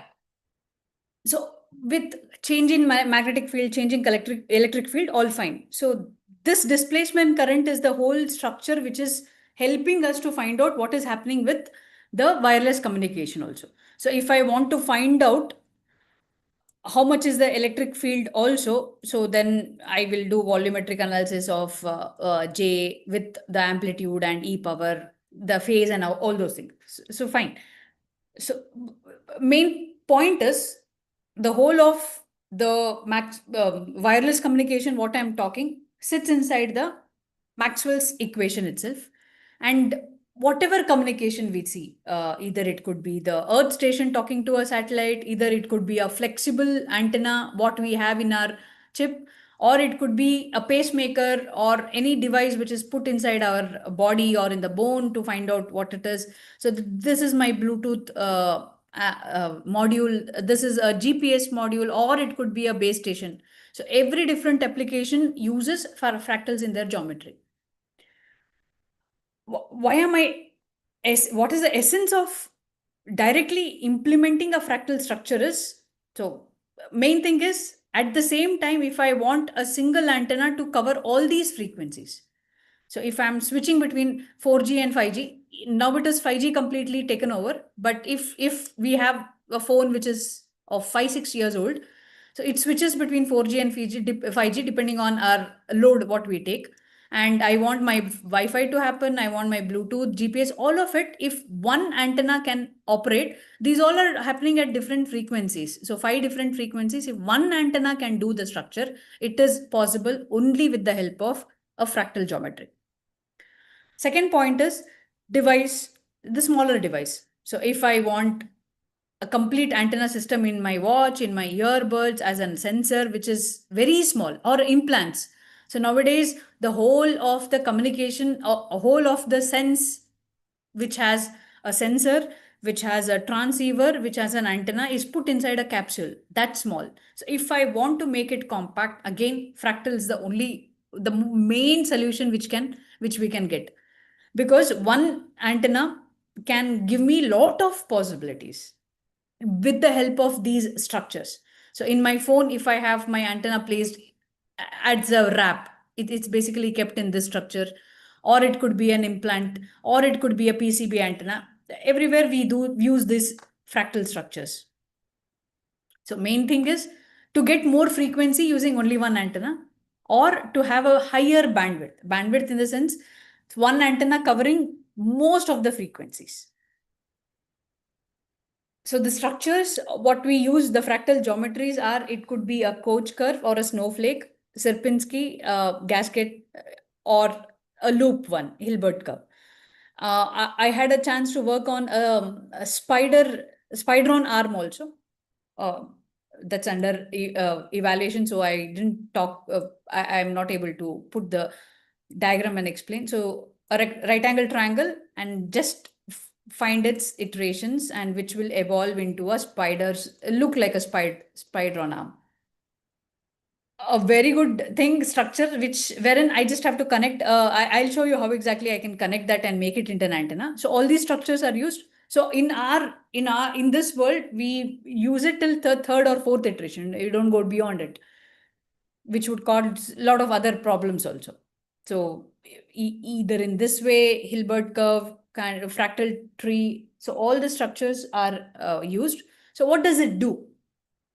When I say one fractal structure, so if I go with Sierpinski carpet itself, so I have the first structure easily operating, a simple square structure, which I will design its dimension or its wavelength. So now when I say I want to communicate at Wi-Fi, so its corresponding wavelength I'll calculate. Knowing the frequency, I know how to calculate wavelength. Depending on it, I'll find out the dimensions, L and W, which both are same. I will design this. And if you see this conventional antenna here, so the curve of it's covering only at one frequency. So maybe it's at around 2.4 gigahertz. Yeah. And then what I do is, now Wi-Fi is getting crowded. So if we see in our module Wi-Fi modem, what we have at home, earlier we had only one antenna, something, there is a case and one thing coming out. So this is the antenna, monopole antenna it is. So nowadays we have 2, we have 4 also, right? No, why is that? One is it's acting as MIMO. Second thing is few are of different length. So the moment different length comes into picture, it is definitely operating at 2 different frequencies. Okay. So I don't want to complicate it all these in these ways. I don't want to use many antennas just to tap different frequency. I want only one structure. So what I do is I create the first iteration by making a slot here. So this is completely a slot, the first iteration. Then it's 1/3 of the dimension I cut here. I mean, we know the structure, and again the iteration goes on. So doing this in one structure itself, so gives me, so as we see in the fractal, is giving me 2 different frequencies. So this is probably at around 5.5 and probably at around 8.9 gigahertz. So we are Wi-Fi itself, since 2.4 gigahertz getting crowded, we are moving into 5.8 gigahertz. So one antenna, can it operate at two different frequencies? Absolutely yes. How do I get that? With the help of fractal structure. So these Sierpinski is basically used to tap multiple frequencies. Okay. And if I want wider bandwidth in the sense, today we are in a situation, we are in a world of amazing everything in a way that I don't want to wait for it to buffer, isn't it? We have seen a time, right, wherein I want to watch a video in YouTube, वो घूमते ही रहता है ना, till it loads. Do we ever come across that thing now? Not at all, right? Because I have good amount of bandwidth that I can push 10 videos also at the same time. I have opened in this stream, I want to watch in that also. Absolutely possible. That's majorly because I have a good bandwidth. So if I take a line, so the amount of bandwidth this is covering and to what this is covering is huge. This is also possible with a fractal structure. So bandwidth enhancement. So main thing is, if I want a single antenna to operate at different frequencies, if I want a small size, compact size, these are all my demands now. So today's demand is I don't want to carry anything bulkier. I don't want to carry a device which has multiple antennas. I don't want radiation affecting me in any way. So a lot of things if I want to cater, this fractal structure will not just help me reducing the size, one antenna operating at many frequencies, giving me ready bandwidth also. Why are we moving into high frequencies? So people are talking about, so now we are at, my cellular communication started at 800, 900 megahertz. So then we straight away moved into 3.8 gigahertz because 2.4 and all was pretty crowded. I couldn't have used that. And then beyond this is my 5.8 is my Wi-Fi again being used. After this 10 gigahertz is 8 to 12 gigahertz is dedicated for educational and research purpose. After that is my satellite communication. We need to be very careful what kind of frequency we choose for satellite communication, because when I talk to satellite, it is passing ionosphere. Now I have ions. So ions absorb these electromagnetic waves. So the size of ions and the amount of ions change during the day and during the night because it has to impact with the influences with the sun. So a lot of things comes in a picture. So the frequency for satellite communication is fixed. So I'm straight away moving to 28 gigahertz. So from where 800 megahertz to 28 gigahertz, we are going beyond this frequency. So when I'm going to that higher frequencies, so in bandwidth is available here. I don't have any problem with bandwidth here. But at the same time, if I want to make it very less delay is also something important for us, right? So when communication is happening between two different places, there can't be delay. So I need to mitigate that also, no matter how far I'm talking. If you have observed, you make a call to a local or a national to an international, if you are very sensitive, you can make out that small delay. But if you are talking to someone over a satellite phone, so easily the delay is seen because it has to reach the low Earth orbit and all those things. So bandwidth, if I want readily, fractals is the structure. So using a conventional antenna, when I see this easily covers 40 mm by 40 mm. The same thing if I convert covering multiple frequencies, the size has now reduced. So that's something we are looking for. And this plot basically talks about how much is the coverage happening. Okay. And efficiency. So that's also possible. So these applications, where can I use? Day to day, whatever we are seeing in the base stations, this can be used in satellite communication also, because satellite communication, when I say whatever Earth station is throwing from down to ground to satellite is different frequency. From satellite to ground is a different frequency. And along with it comes another complexity of polarization and everything. I don't want a linear polarized. So these electromagnetic waves has its own way of traveling. Either it can go linear. If I say linear, This is the direction of propagation. Electric field are traveling in this direction. This is linear, that is vertical polarized, or it could travel as right-hand circular polarized or left-hand circular polarized, possible. The TV channels, what we have today, is circular polarized. Earlier, again, a few years back, before DTH also, these cable connections or early DTH also, this happened. Scrambled signals we could have seen, not during rains or something. Even on a good fine day, few of the channels, we would have lost it. So scrambled signals or something would have happened. So two different channels would interfere with linear polarization. Now the research is going towards circular polarization. So if I want to have circular polarized antennas also, fractal shapes geometry comes into picture. And we are talking about radar and defense. So now it is about masking the devices, right? So if I send a drone to fly over anywhere, I don't want it to be seen in my radar, in their radar. So it's called stealth applications.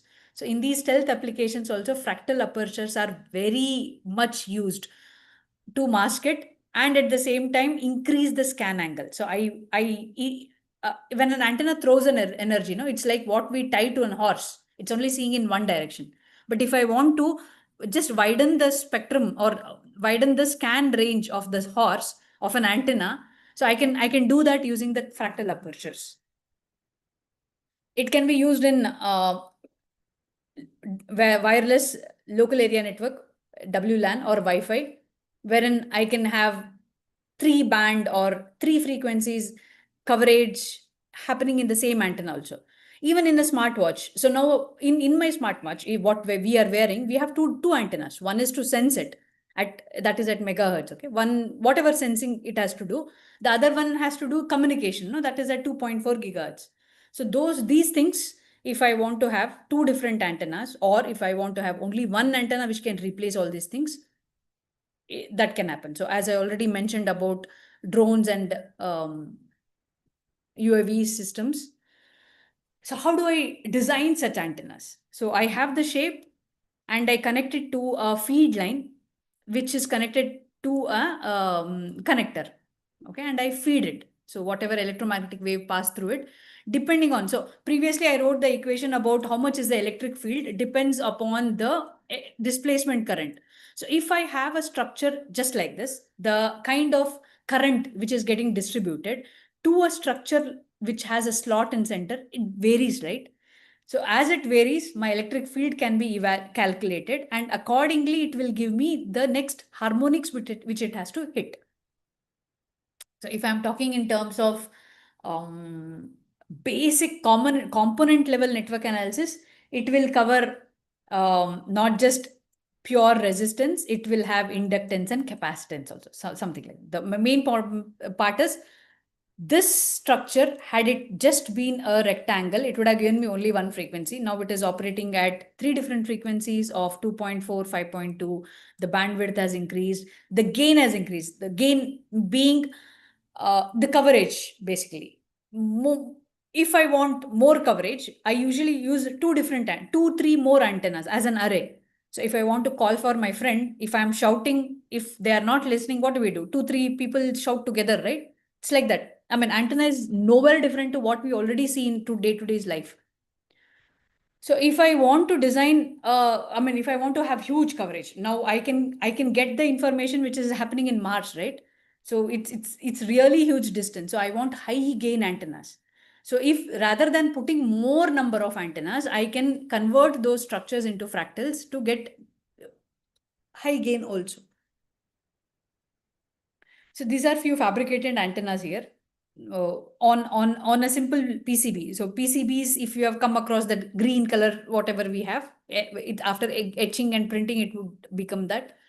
This is etched on a copper FR4 substrate something. So third iteration or sometime we stop at for second also if we want 2 frequencies or basic minimum what we have. So if I want complete size reduction, we enter into the third and fourth iterations also. And the advantages of what happens if I'm using a Koch curve. So as we see first iteration to third iteration, how exactly it's giving me multi-band. Or if I go into Sierpinski cascade, what is happening with the frequency? I get multiple frequencies. So this is very, very, very good for antenna perspective, because for us to design single frequency antenna is very easy.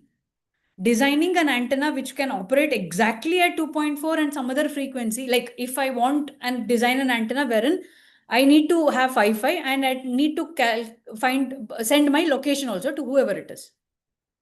Okay, so that becomes a challenge because I need to tune exactly at 1.5 gigahertz, whatever that frequency and the other frequency. It gets very difficult. So fractals has made our life a lot easier.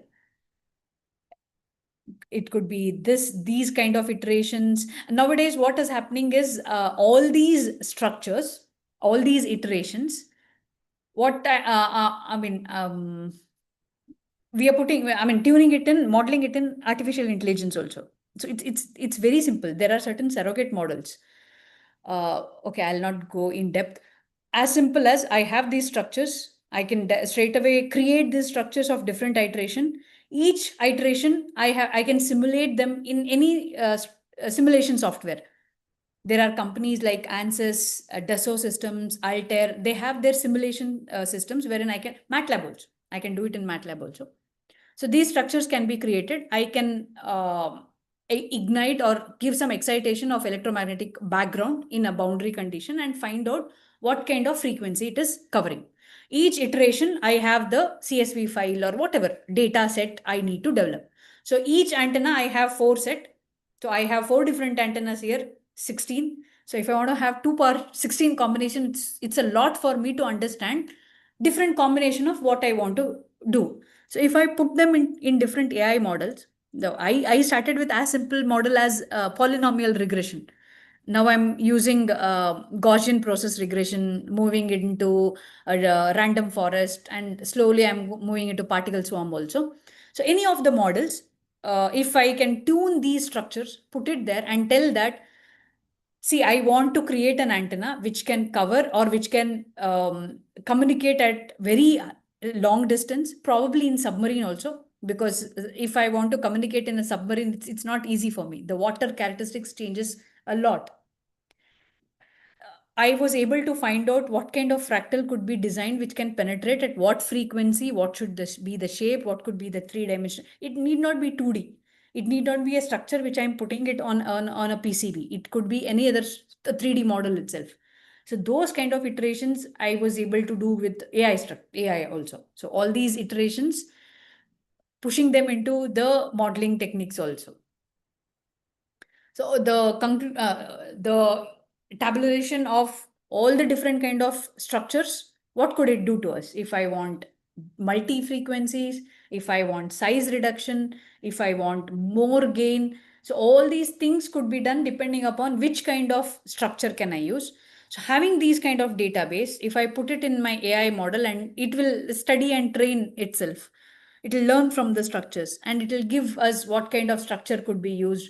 And furthermore, as a research part, as I told you in near field communication also, since electric field and magnetic field are not perpendicular to each other, so that's when probably the essence or knowledge of a mathematician will come into picture, as how can we do it computationally so that these structures can be used for near field communication also. Iteration to how exactly a conventional to a fractal geometry, how it has evolved and how much it has helped us in the wireless communication itself.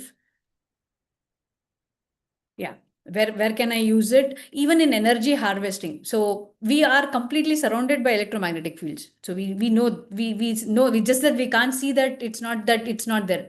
Just that if I put my phone on aeroplane mode, it's not like electromagnetic field is not hitting on it. It's there everywhere. So can I tap this energy?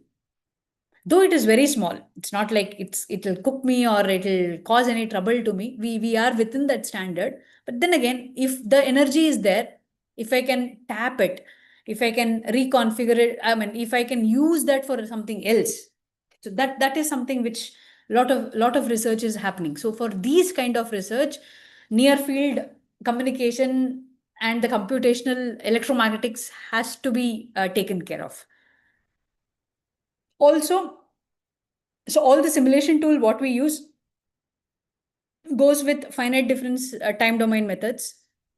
If I want to manually calculate how exactly the whole of Green's function or method of moments work, so on a fractal geometry. So I mean, we RF engineers are straight away use what is there in the simulation platform, and regardless of knowing the depth of what is happening in MOM.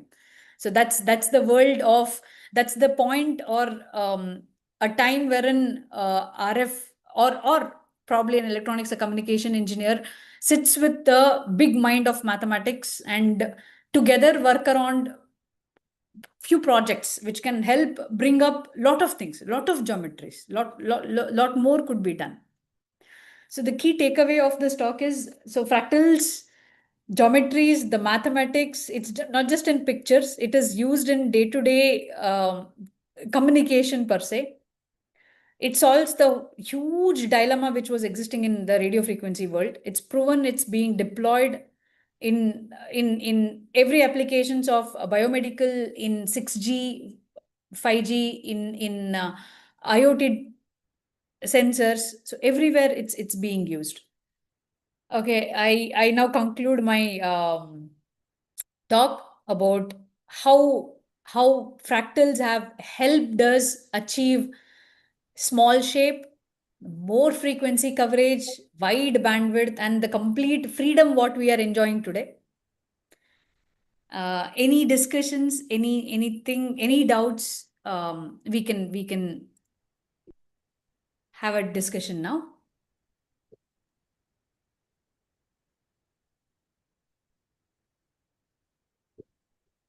Thank you very much, Dr. Shweta Amit. Yeah. Thank you so much. Thank you. It was undoubtedly a very, very impressive and intensive presentation. And somewhere down the line, it's a bit eye-opening as well, because as a mathematician, and very happy that how mathematics is culminating in every part of the domain, whether it's been AI, your electronics communications, and adding to it the antennas to be more precise, and looking up to the various aspects of it.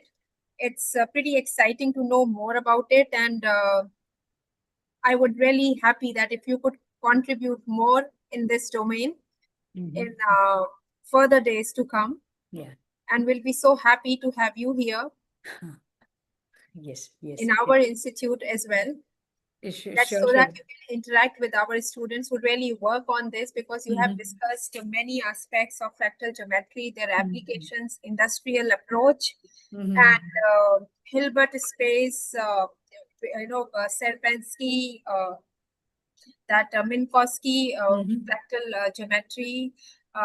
I just want to just add into it that this fractal geometry, when you're talking of Minkowski, so I think this is the most common geometry that you use often, or it is just a mere using up to the usage, that whether we should go for Serpensky or Koch or Hilbert space or any Minkowski as per the designing or the requirement of it.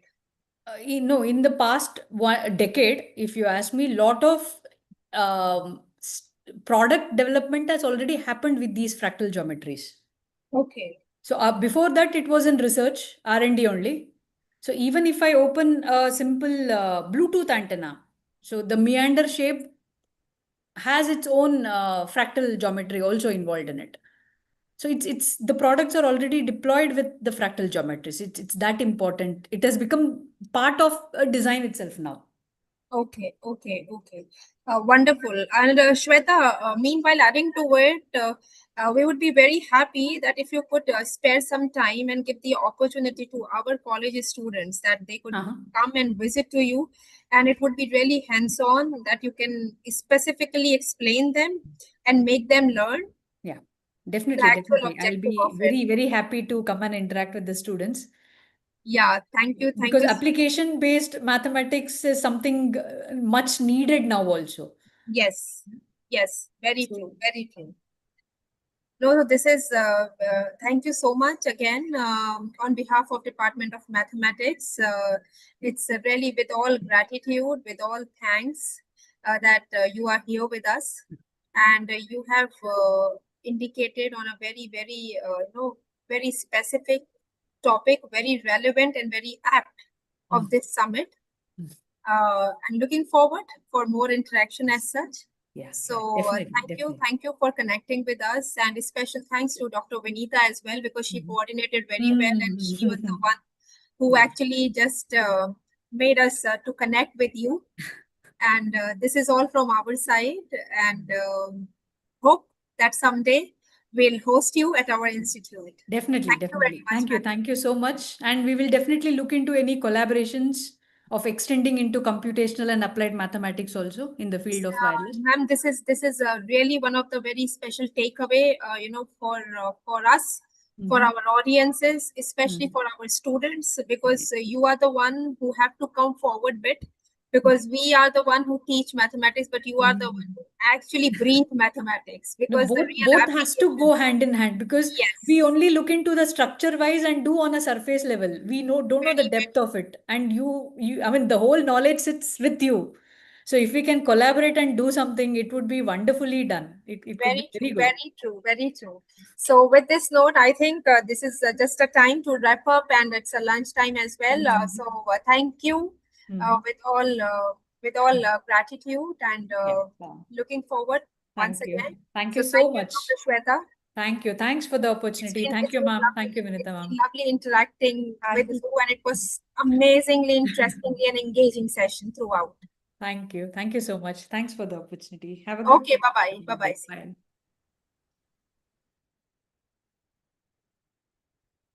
I think this is all for pre-lunch sessions. So it was very first session was taken by Dr. Kuldeep Katiyar, and it was then be followed by Dr. Shweta Amit.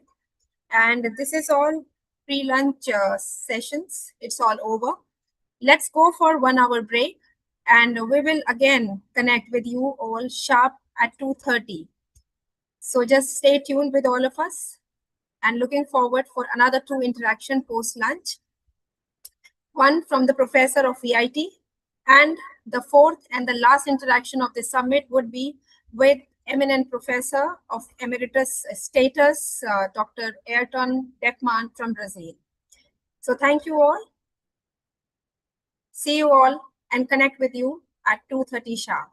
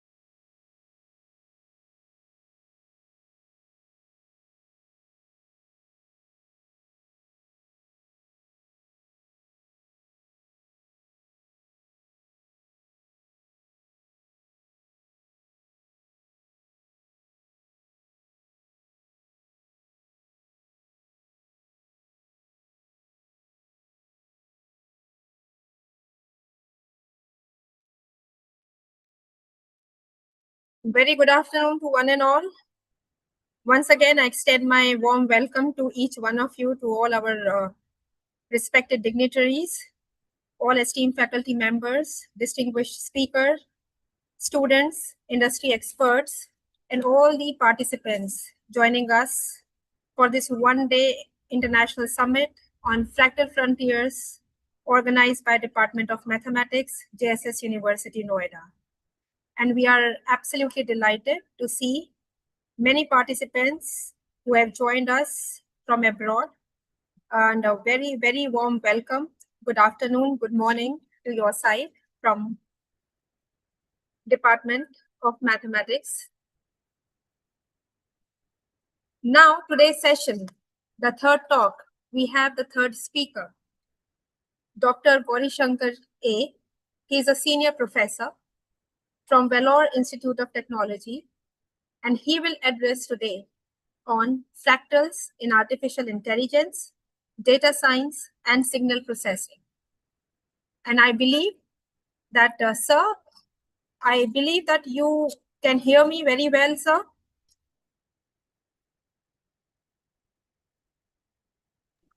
Hello? Hello. Yes, ma'am. Yes, sir. Sir. Yes. Yes, sir. Yes. Can you hear me well, sir? Yes, you're audible. Thank you. Thank you so much, sir, for joining us on this summit on Fractal Frontiers. And before I invite you to address our gathering, I request Dr. Vinita Khemchandani, senior faculty from the Department of Mathematics and also the coordinator of this summit, to please kindly come forward and introduce our speaker of today's session. Thank you so much, Ranu. Good afternoon, one and all. It's my great pleasure to introduce our esteemed resource person, Dr. Gauri Shankar A, Assistant Professor, Senior Grade, in the Department of Mathematics, School of Advanced Sciences at the Vellore Institute of Technology, VIT, Vellore. Dr. Gauri Shankar earned his PhD in mathematics from the Gandhi Graham Rural Institute in 2017 and has also served as an institute postdoctoral fellow at the Indian Institute of Technology, Guwahati. His research interests span fractal analysis, multifractal analysis, nonlinear dynamics, fractional calculus, and artificial intelligence. He has made significant contributions to mathematical sciences through several internationally acclaimed books published by CRC Press and Springer, including Fractal Patterns in Nonlinear Dynamics and Applications, Fractal Functions, Dimensions, and Signal Analysis, and Fractal Patterns with MATLAB. He is currently leading funded research projects supported by SERP-DST, Government of India, and Vellore Institute of Technology, focusing on fractal methods for chaotic systems and climate dynamics. Dr. Gauri Shankar has received the Distinguished EPJ Referee Award 2021 and has served as a guest editor for special issues of the European Physical Journal of Special Topics on Fractals and Complex Systems. With his outstanding expertise and impactful research in advanced mathematical modeling and artificial intelligence, we are privileged to have him with us today. Please join me in extending a warm welcome to Dr. Gauri Shankari. Sir. Thank you, ma'am.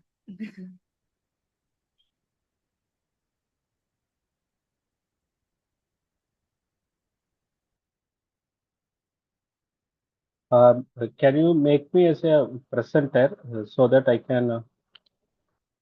Yes, sir.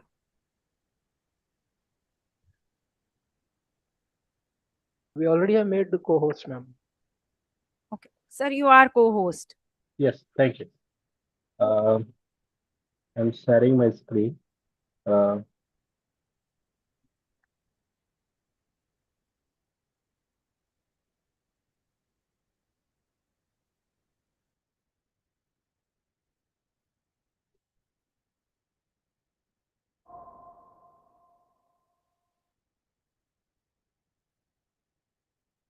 So is my screen visible? Yes, sir.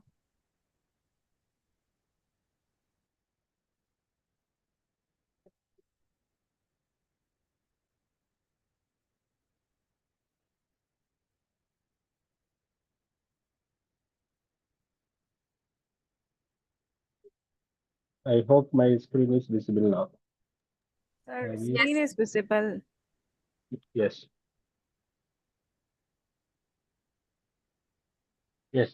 Very good afternoon to all. I would like to. I hope I'm audible to all of you.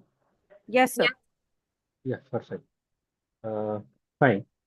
Um, Let me start my lecture. So at the outset, I would like to thank the organizer, especially head of the department and Dr. Shalini, for inviting me to present and share some of idea related with the fractal and artificial intelligence. And thank you, Dr. Vinita, for your nice introductions. So in this lecture, uh, we are going to discuss the chaotic dynamics of memory stir Hochschild neural network with the fractal perspectives. Uh, so in this lecture, uh, sorry,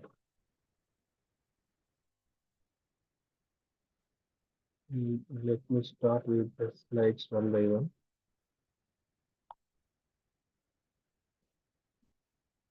So, so in this lecture, we are going to discuss what is the Hochschild neural network adapted with the memory stars, and we are going to discuss dynamic analysis of the specified Hochschild neural network and how the fractal play the role on analyzing the Hochschild neural network. So in the Hochschild neural network, I hope all of you aware about that the Hochschild neural network. In the last year, Professor Hochschild got the Nobel Prize for inventing the Hochschild neural network. So it is a basically the recurrent neural network. That means if you are taking any two neurons, they are interconnected in the network systems. So each neuron is connected to every other neuron with a brain-like structure, and it is mainly goal to simulate the complex nonlinear dynamics of the biological brains. So it is mathematically expressed in the equation 1. Here it is defined. That means xj dot in the derivative can be expressed as minus xj plus summation wij. Here this wij is the weight between two neurons, and f will act as the activation function, and j is the similitude or external stimulate which we are going to use for the constructing the new social neural network. So here xi usually we are denoting as the jth state variable of the ith neuron. And now, so what is the memory star function? So memory star is a basic electrical component used to stimulate synaptic weight between the neuron in the neural network. So it is mathematically expressed in the equation 2 and 3, d phi by dt, which is represented as phi of f of phi of v, and the current function is denoted here w of phi times v, where I and W represents the voltage, and uh, I represents the current, and V represents the voltage, and the memory star state variable it is denoted as phi. So in the memory star, here in the memory star, we have three main variables. One is the voltage V, second one is the current I, and the memory star state variable phi.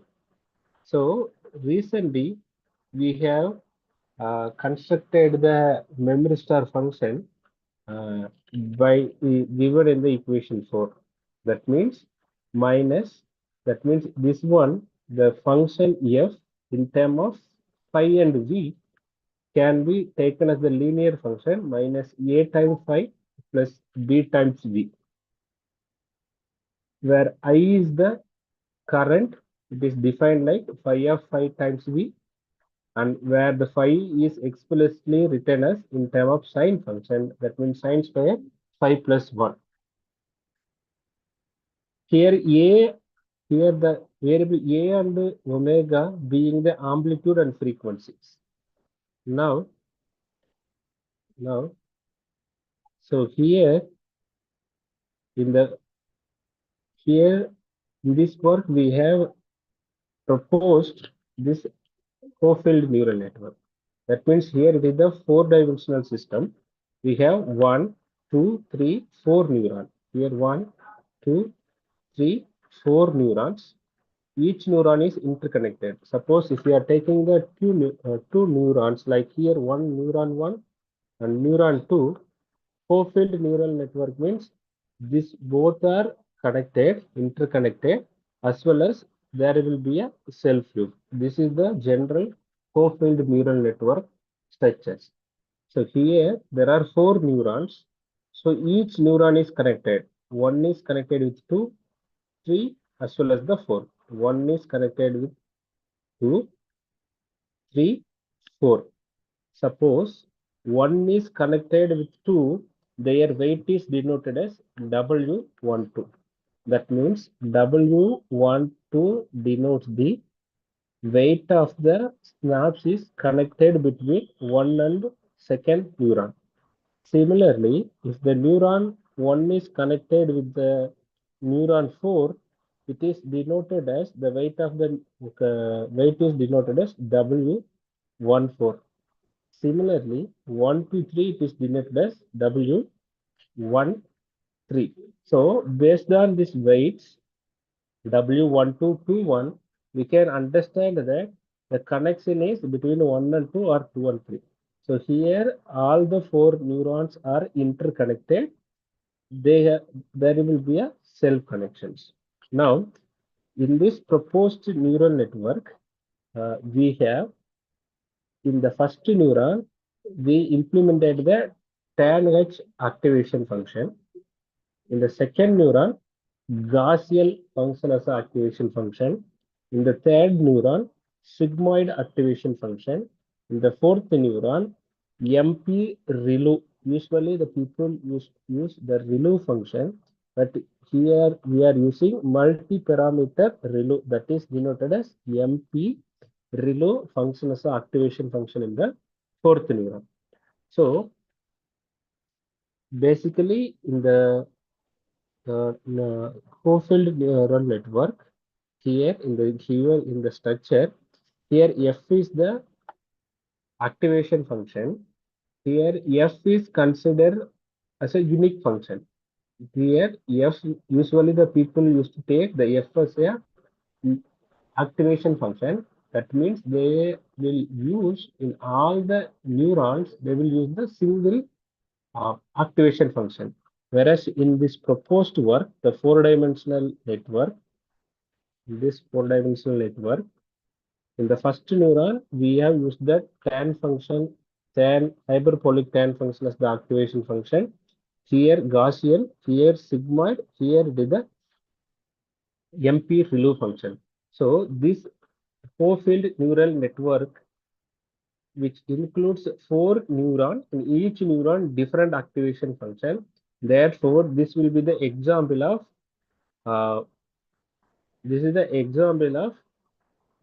heterogeneous co-filled neural network. Since in each neuron we are implementing 4 different activation functions. Now in the fourth neuron, we are implementing the memory state as this one, the memory state function that we are implementing here. Here we are implementing the memory state function in the fourth neuron. So memory state function, which we defined here, this memory state function we are implementing on the fourth neuron. Now we are going to discuss what is the effect of this memory state function on the neural network. Now, so for this one, in the analysis of co-filled neural network dynamics, we have to find the equilibrium point. This is the usual method people used to follow. First, we need to find the stability point. in each point whether the proposed system is stable or unstable. We need to check. Then we need to draw the fabrication diagram. If the system is chaotic nature, we need to draw the bifurcation as well as the Lyapunov exponent. So based on that, we can analyze the dynamical structure of the proposed neural network. So here we are implementing the memristor function on the fourth neuron. And so the fourth neuron is associated with the 4 weight. W41 is associated, sorry, not W41, W14 and W24 and W34 and W44. There are 4 weights are associated with the fourth neuron. So with respect to this 4 weight and the memory state parameter, we are going to discuss the dynamical structure of the this four-field neural network. So the MP ReLU function is defined here. This is the P ReLU function. If the parameter P and X is given, it will give the X whenever X is greater than 0. It will give the value Px when X is less than or equal to 0. In MP ReLU function, then phi W of phi comma X, that means it is the multi-parameter ReLU functions. It will give the X whenever X greater than 0. We are implementing the memory star function on the activation function. The beauty is here in this network, MP ReLU activation with the memory star. So this P ReLU function, that means memory star P ReLU function is activated on the memory star. That means the memory star function is taken here. It is defined as sin square 5 plus 1 time x. So here it is x. Whenever x greater than 0, it will give the phi, w of phi whenever x is less than 0. So the proposed network is defined like this one. So the fourth neuron associated W1 to W34. That means 1 is with respect to 4, 3 with 4, and 4 with 4. Here we are particularly taking W24 as 0. So these 3 parameters we are going to discuss. Remaining all the parameters are fixed. W11, W12, and W21, W23, and W23, 24, 24 is 0. This is 22. And all the parameters here we are fixed value. Only this 3 parameter we are taking as the variable. Now we are going to analyze the system behavior of the proposed four-field neural network with respect to these 3 parameters.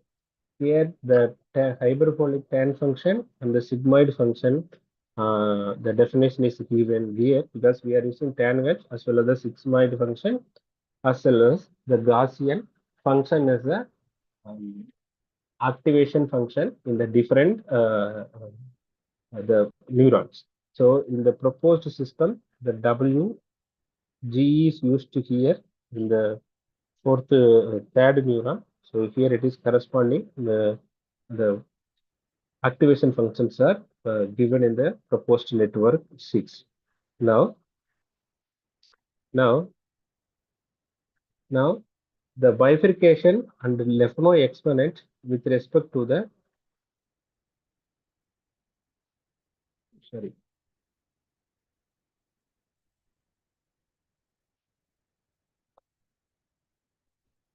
now 1 minute, sorry.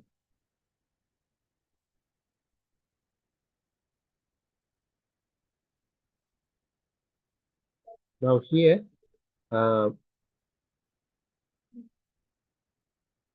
so here the bifurcation and the Lyapunov exponent of W14, W34 and W44 is given here.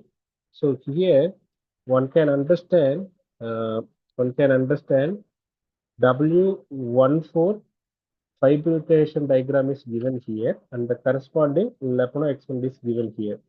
There are 5 parameters because there are 4-dimensional system and one more equation which is related with the memory star function.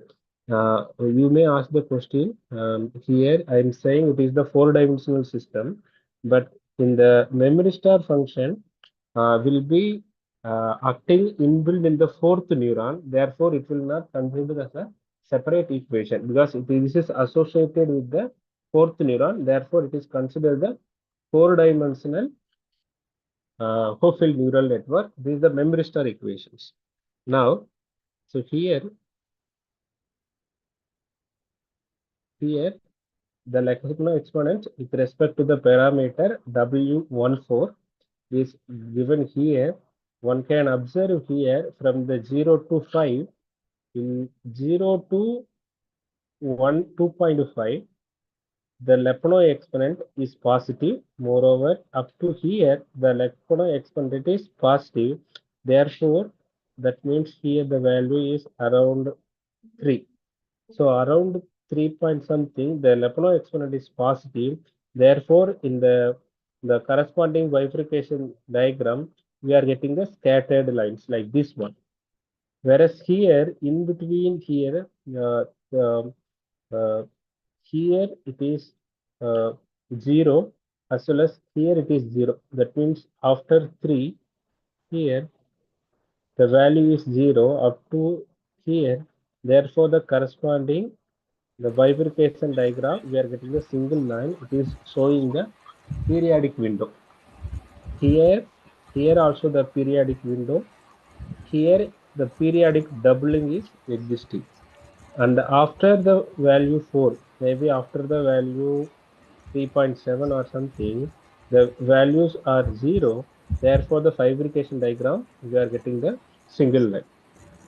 And now you can consider the bifurcation diagram of 3, 4. In the 3, 4, in the interval. Sorry? मुझे वहाँ घुटन होती है. Hello? हाँ, परसों भी तो मैं लंच के बाद इधर ही आ गई थी. कल बैठे थे ना आप मेरे वाली What से. happened? तो मैं इधर Any ही आ गई थी questions? लंच के बाद. मैं कहाँ थी वहाँ पे? मैंने ध्यान नहीं दिया. बैठे. Any questions? Shall I continue? Okay, Yes, sir. fine. In the figure B and E, the B is the bifurcation diagram W34 and their corresponding Lyapunov exponent is given in the figure E. Now from B and E, one can observe whenever this blue line gets 0, we are getting the lines like this one.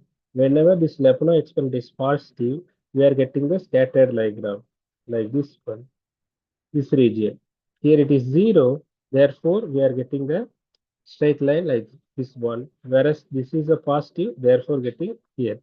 So this is called the periodic window. Here it is, we can say that, so this region minus 1.5 to minus 1, the attractor, that means the corresponding solution of the system, it has the chaos nature in this interval minus 1.5 to minus 1.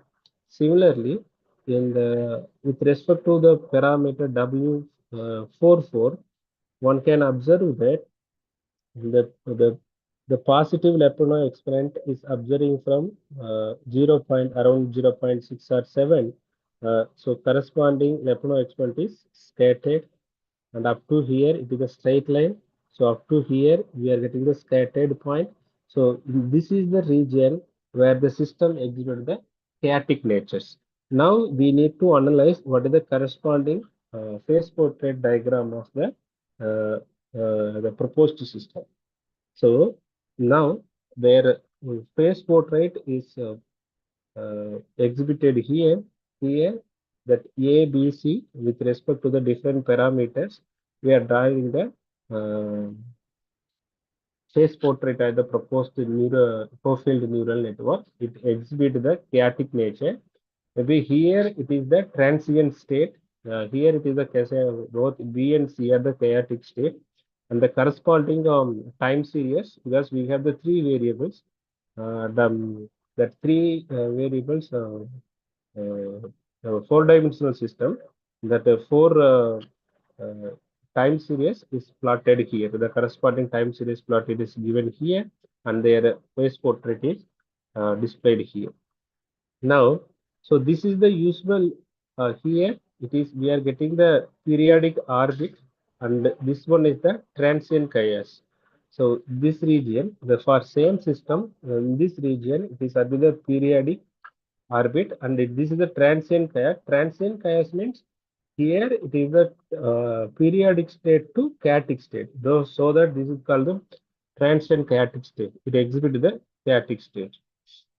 So now in the same system, now we are giving some external stimuli, because usually in the neural network it does not depends only on the memory star function. If some external force is acted on some neurons, because the so what is the purpose of modeling the whole-field neural network? It is a try to model our brain structures. So here we are started with the four-dimensional system. One can construct the whole-field neural network with the 2 neuron, 3 neuron, 4 neuron, and 5, etc.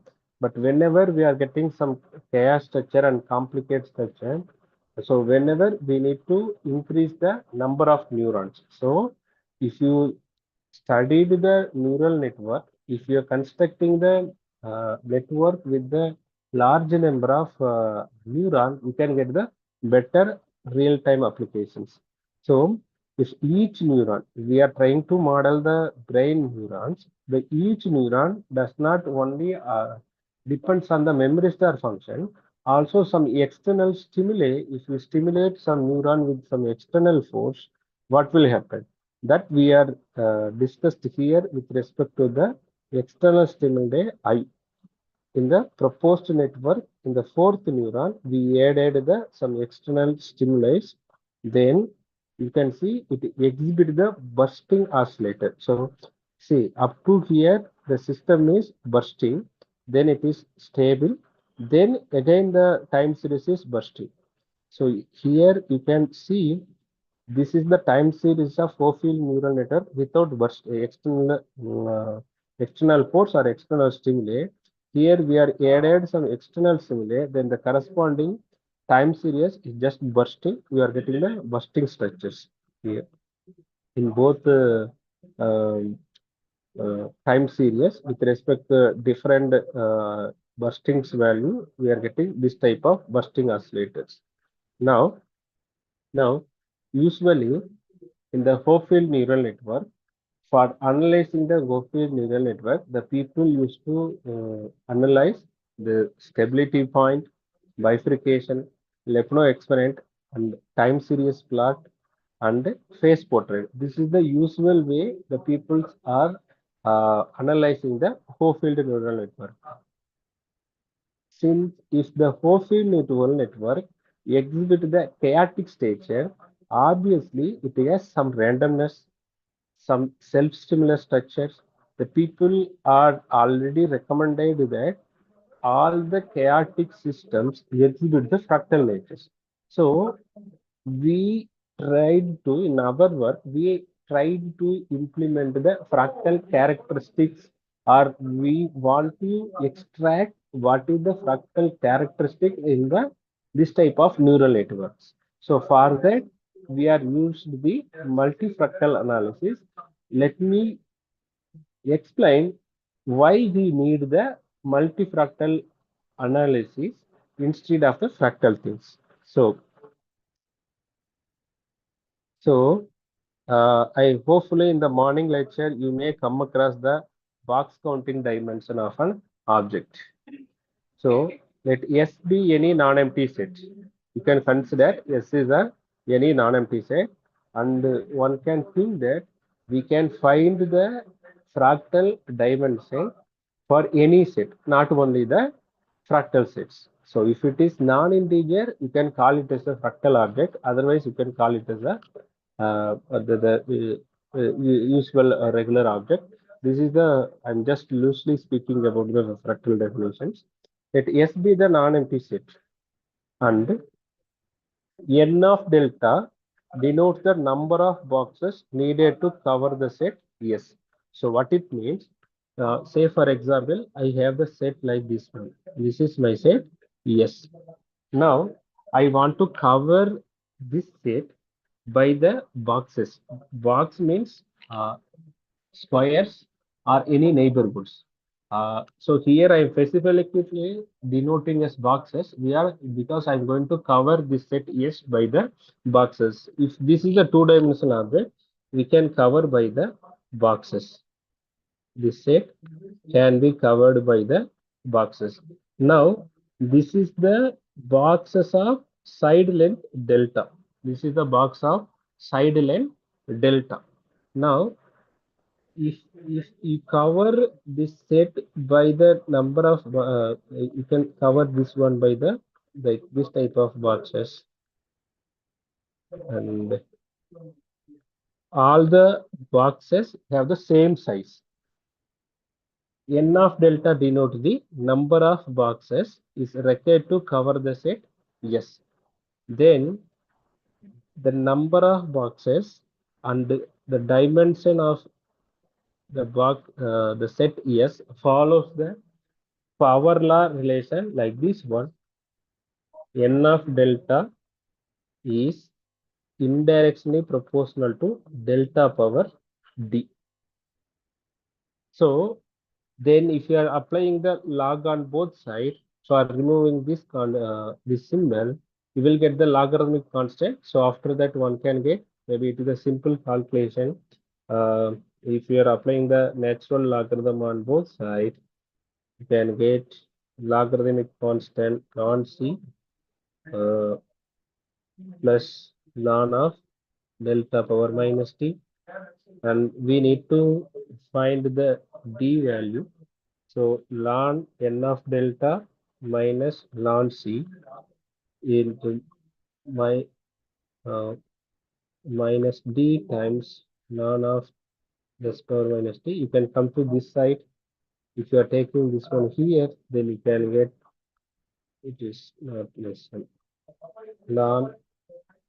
ln delta over ln delta. If you are taking this negative sign this side, this will become plus. So if you come to this one as the denominator, then ln of delta becomes 1 by ln of delta, this one. So this one we are covering with the box size delta. Whenever this delta tends to 0, we can get the final approximation for the given set yes. So that if this delta approaches to 0, one can get the dimension of the set yes. This constant, the numerator is the constant, ln c is the constant. Whenever this one approaches to 0, this will get the larger number. So this term is a negligible number, because ln of c over ln of 1 by delta. Whenever delta tends to 0, the denominator becomes larger and larger. So this term converges to 0, then this term will give the dimension of the set yes. The dimension, we can call it the fractal dimension using the box counting technique. Say for example, if you are taking the real number system, you can take the unit interval 0, 1. You can take the unit interval 0, n and take the delta as 0.5. Now that means you need to cover this. This is my S. I want to cover this set S by the boxes of side length 0.5. So I need 0 to 0.5, the open interval 0 to 0.5 and 0.5 to 1. So I need two boxes of side length 0.5 is cover the set S. So if I take delta equal to 0.5, the n of delta required is 2 boxes. Now, if you apply here, ln of 2, number of boxes is 2 over ln of 1 by, it is 0.5 is 1 by 2. So here, delta is 1 by 2, sorry. It is ln of 1 over 1 by 2. 1 over 1 by 2. So one can get this one as ln of 2 by ln 2, which is equal to 1. That means the box counting dimension of this closed interval 0, comma, we can get as 1. Therefore, this object fractal dimension or box counting dimension is 1, which is embedded in the real number system R. If you are finding the box counting dimension of a real number R, one can get the value as 1. So if you want to say the object S is a fractal, suppose assume that S is embedded in the space X. Find the box counting dimension of this object S. Say for example, D1 is the box counting dimension of S and D2 is the box counting dimension of X. If you compare this box counting dimension, if D1 is strictly less than D2, then you can say S is a fractal object. Otherwise, if D2 equal D1 equal to D2, you cannot say the object is a fractal object. It will be considered as a regular object. So here the box counting dimension of this closed interval 0, comma is 1. Therefore, it will be considered as a regular object. Now you can see here we are counting the number of boxes is required to cover the object and finding the dimension. Now the question is whether this number D is giving any information about this object. No, because it just gives the number of boxes is required to give the object. It does not give the pattern or characteristics of the object S. Why? Say for example, suppose I have the 3 coins. I have a 3 coins. I have a 3%. All the 3%, I am giving the 1 coins.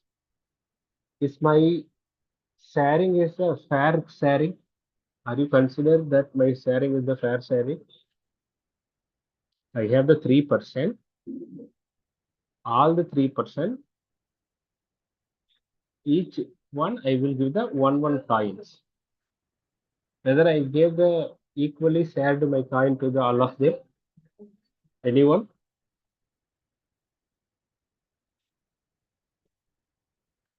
Suppose you are thinking that I have the 3%. For each 3%, I'm giving the 1 coin means you may think that I have equally distributed the coin. Suppose I have 1 rupee coin, 2 rupees coin, and 5 rupees coin. First person I am giving the 1 rupee coin. Second person I am giving the 2 rupees coin. And third person I am giving the 5 rupees coin.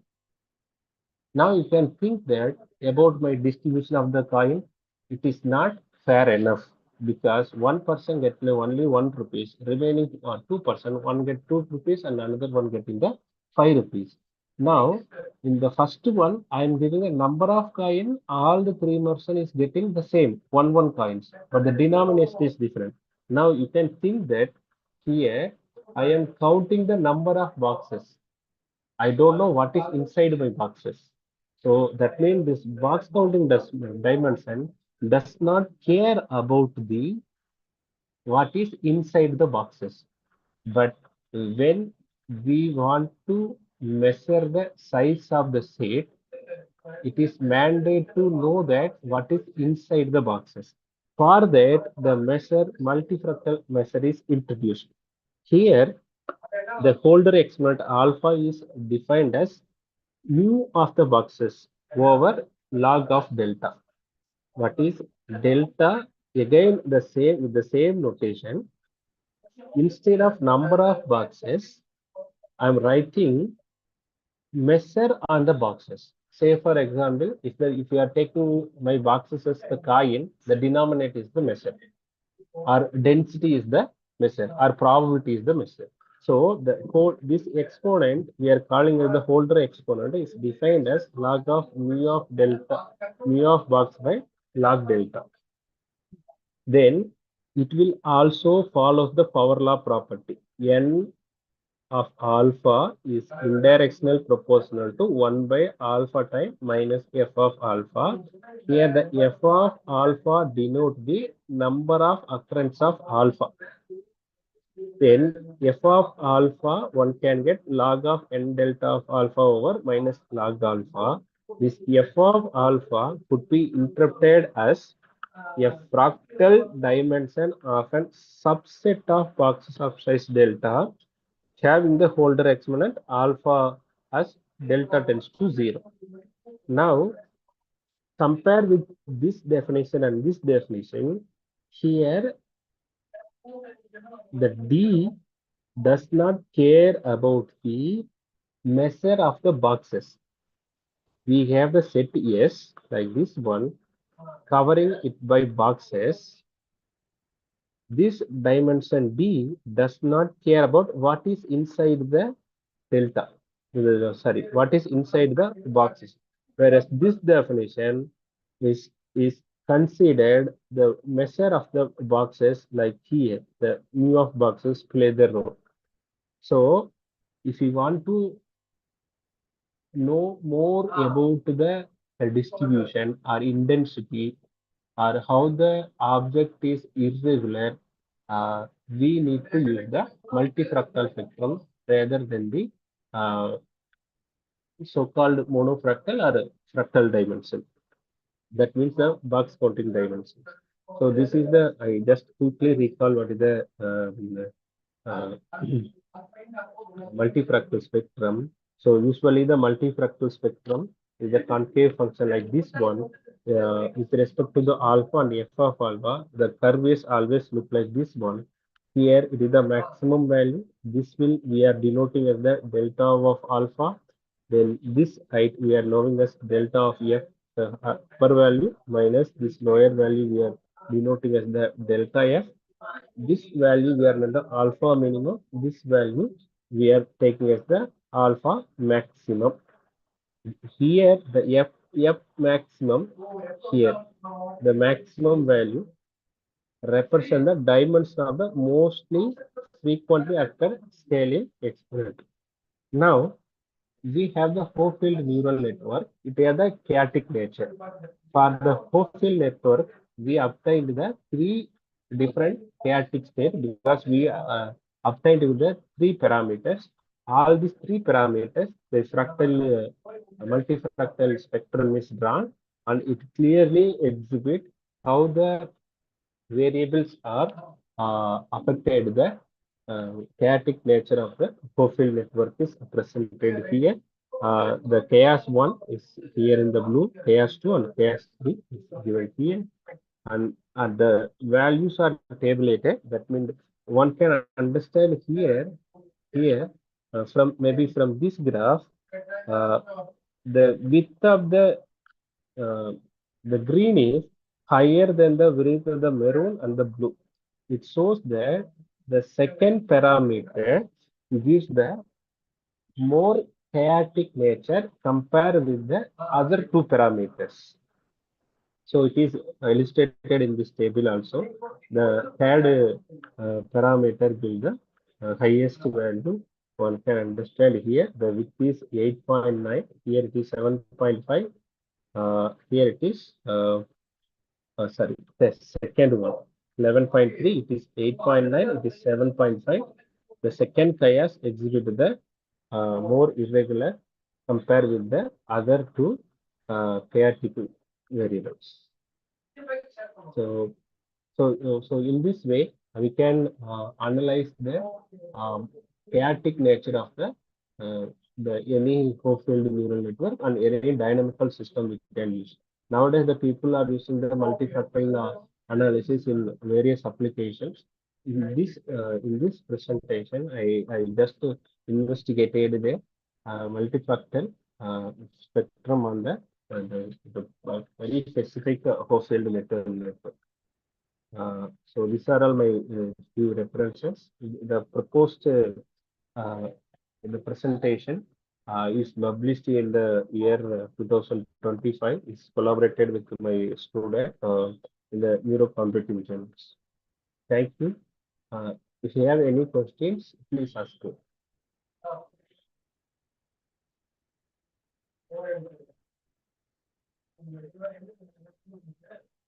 Now the floor is open for the question. If you have any questions, please ask me. I'm happy to answer your questions.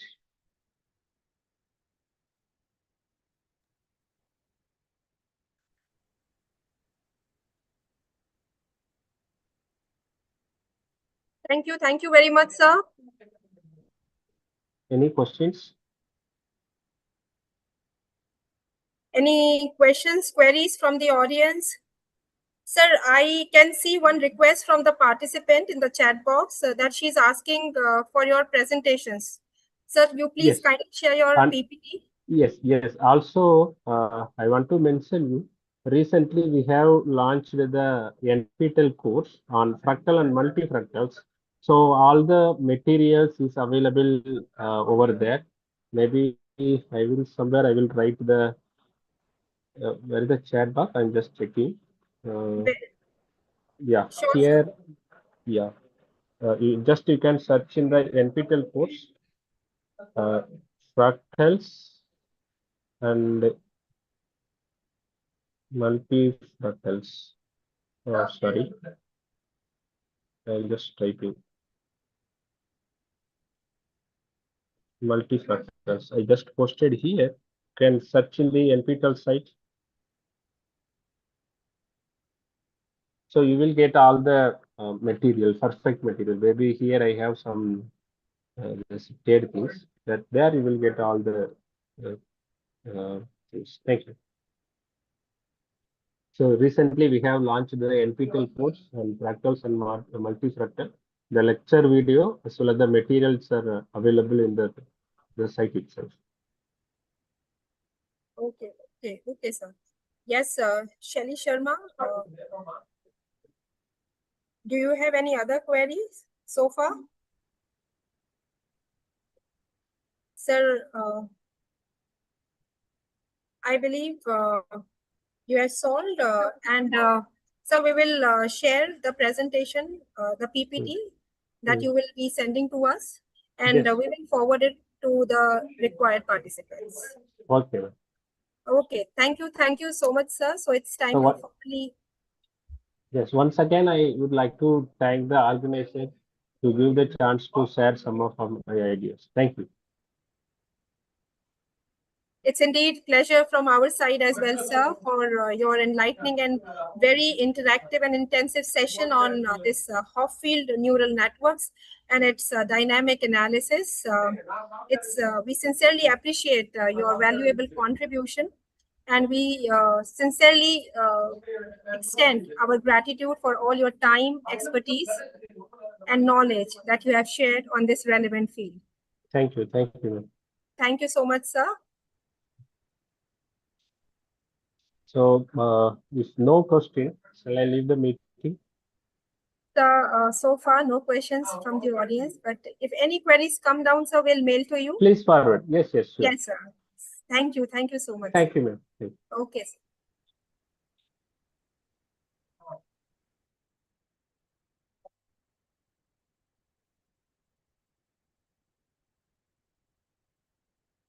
Yes, this is all for session 3, and now we are just in a process of starting our next and last session of today's International Summit.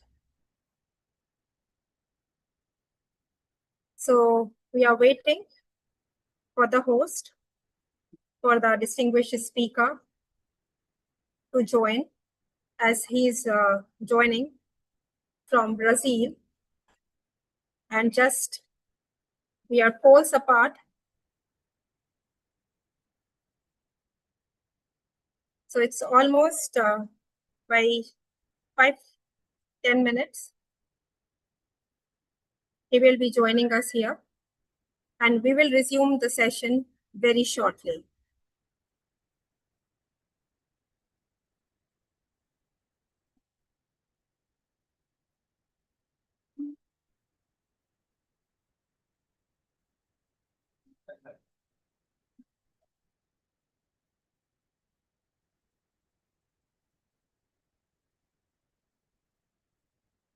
Professor Detman, can you hear me?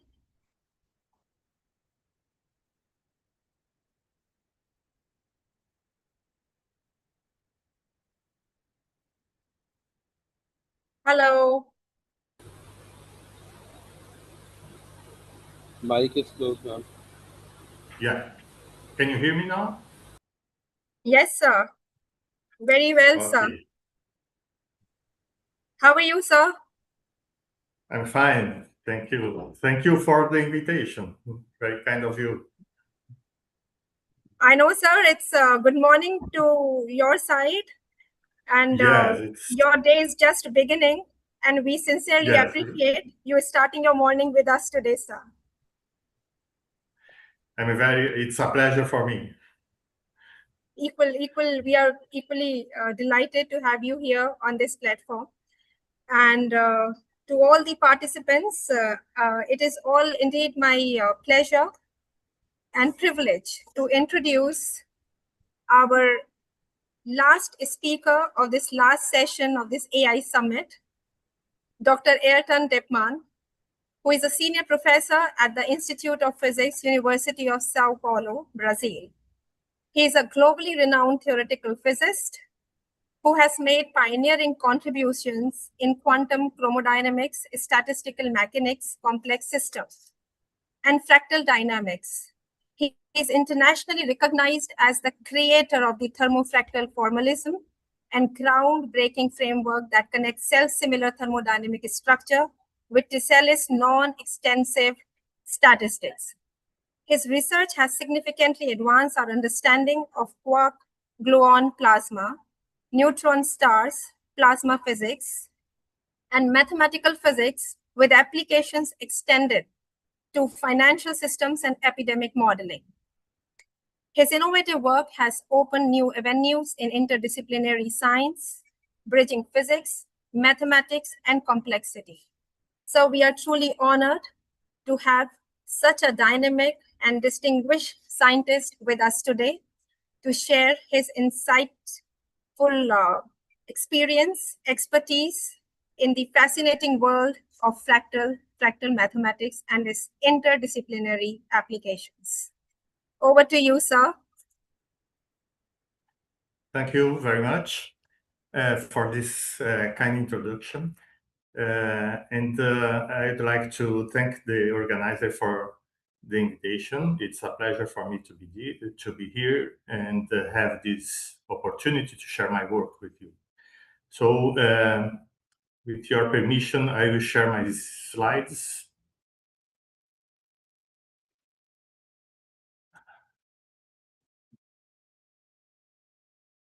Okay, so I hope you can see my slides, and I will talk about an application of fractal geometry and fractal calculus.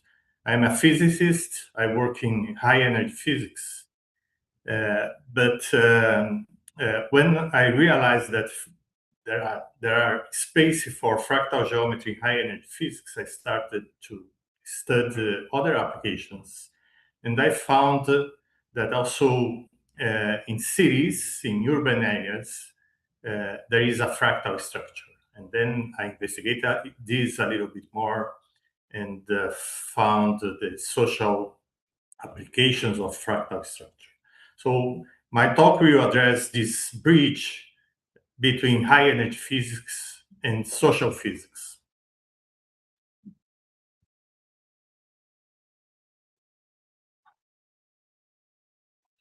Sorry. Well, I'll move here. So why fractal? So I don't need to tell you what fractal geometry is, but this slide is meant to show why fractal structures appear in both nature and social environment. And the reason to use fractal is that nature exhibits complexity that cannot be found in the Euclidean geometry. And the main characteristics are these ones, which maybe can be used to characterize a fractal: self-similarity, non-integer dimension, scale invariance. So these are the central aspects of the systems that I'm going to show, and can be observed in many different aspects of everyday life. So the central point here, from the mathematical point of view, is the fractal calculus. Fractal calculus was first proposed by Parvat and Gangal. I'm sorry if my pronunciation of the names are not correct. Parvat and Gangal, who developed this formalism for fractal derivative, which is very close to the fractal geometry that was proposed by Hausdorff in the beginnings of the 20th century. So since this formalism is very close to the fractal geometry, I understand this is very solid. And later on, some colleagues of mine with me, we extended this fractal derivative, which was defined over a fractal space, so the domain of the function is fractal, to another similar derivative that's based on an Euclidean domain, but the image, the function, is fractal. So this is just a small modification, but it allows to extend the concept of fractal derivative to other domains. And one of these new domains is the Thales statistics. So from this generalized definition of fractal derivative, what we did was to consider a smooth approximation. So we want to express the fractal derivative in terms of standard derivatives.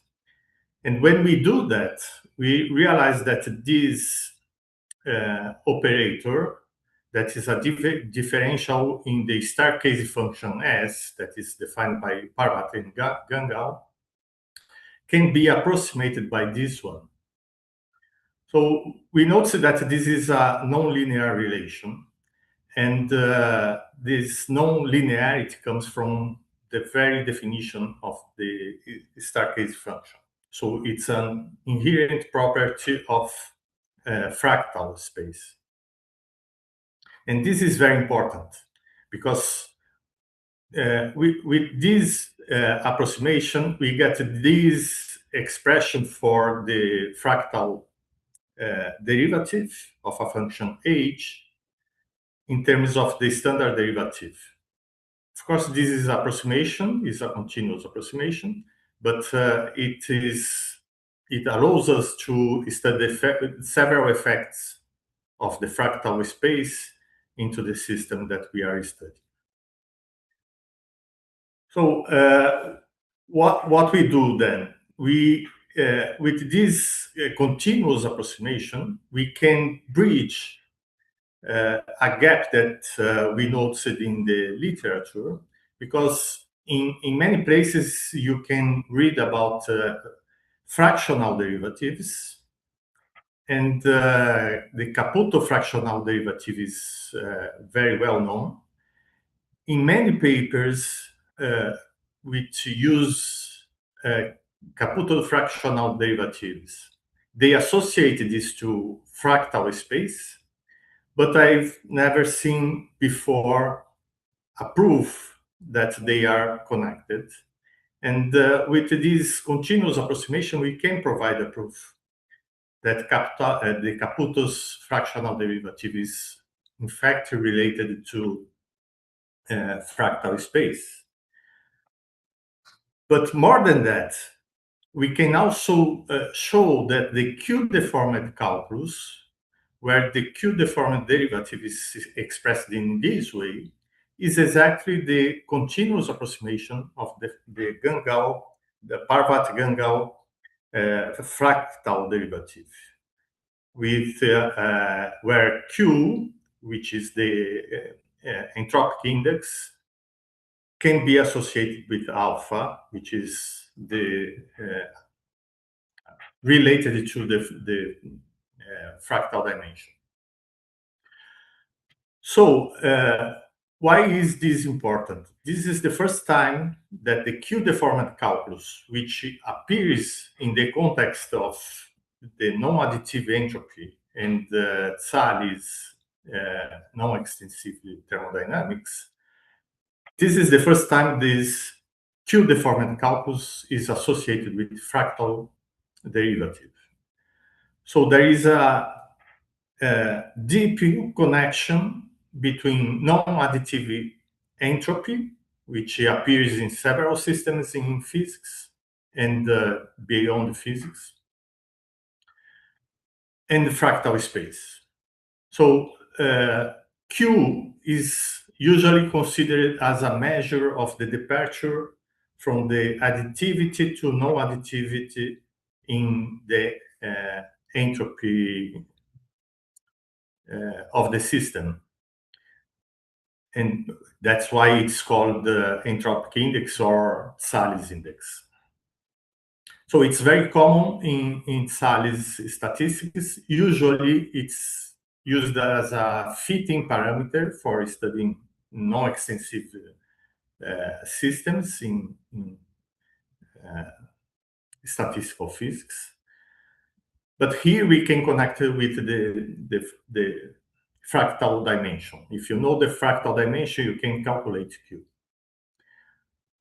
And also in a non-local, if you consider non-local effects, you can convert this Q-deformed calculus into a sort of Caputo fractional derivative like this. So this is exactly the Caputo derivative.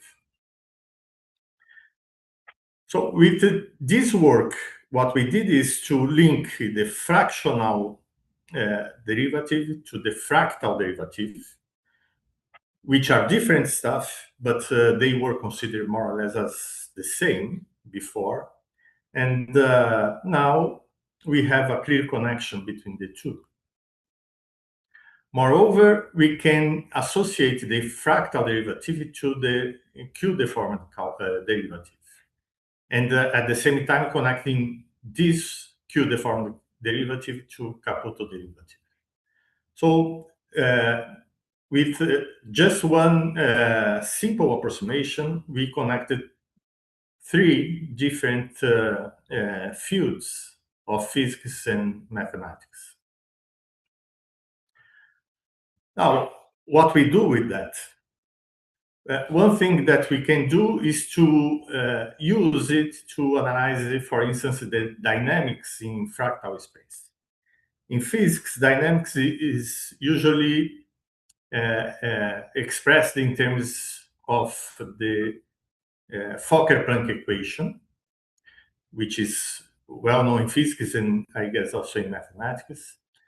And there is a work by Khalil Goman-Kaneh, where the fractal, the dynamic equation of Fokker-Planck is generalized to fractal space just by substituting the standard derivatives by the fractional derivatives.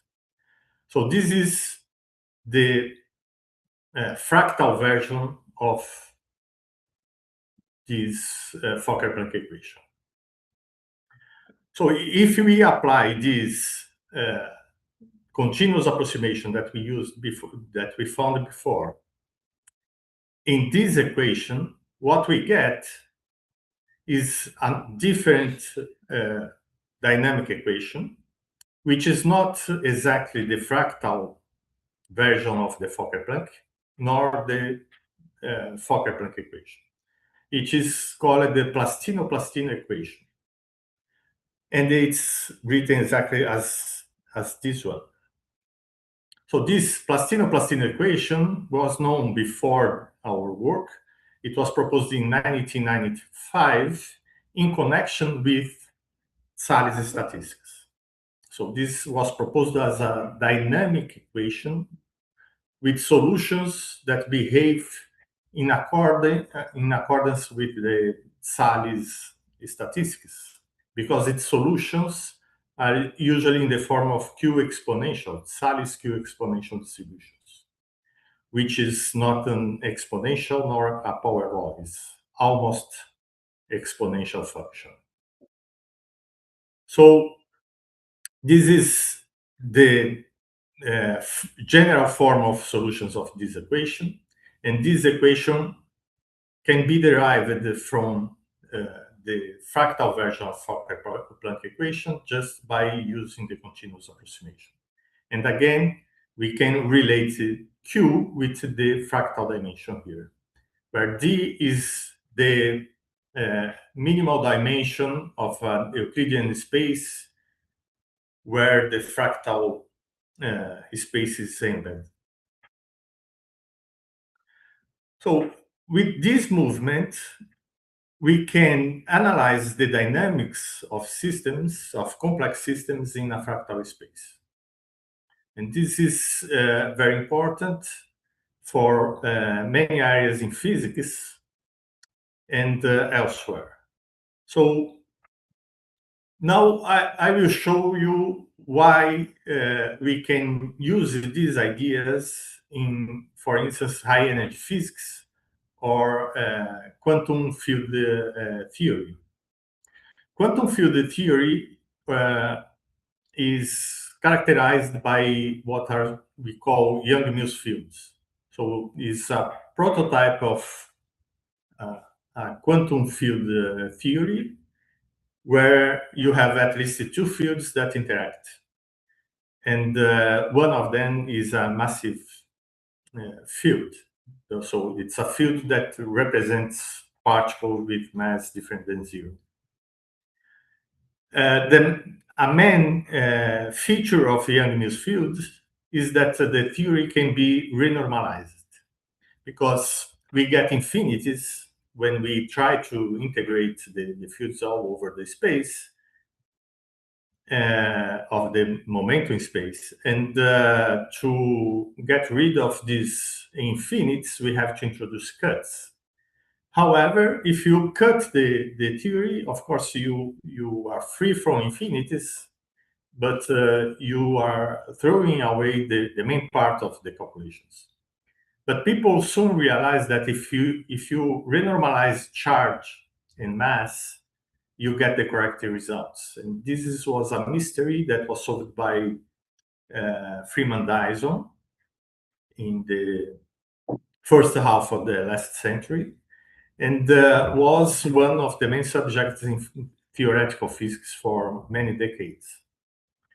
The main characteristics of the renormalization group is the renormalization group equation, which in high energy physics is, or quantum field theory is called Kalan-Ziemanzik equation. And this Kalan-Ziemanzik equation that's written here is applied on the vertex function that characterizes the amplitude of the fields, and depends on the scale variable, which is usually considered as the mass of the particle, of the massive particle, and the coupling G. So this beta function is fundamental, was fundamental to prove that the quantum chromodynamics is present asymptotic freedom. So this is a very important aspect. What is asymptotic freedom?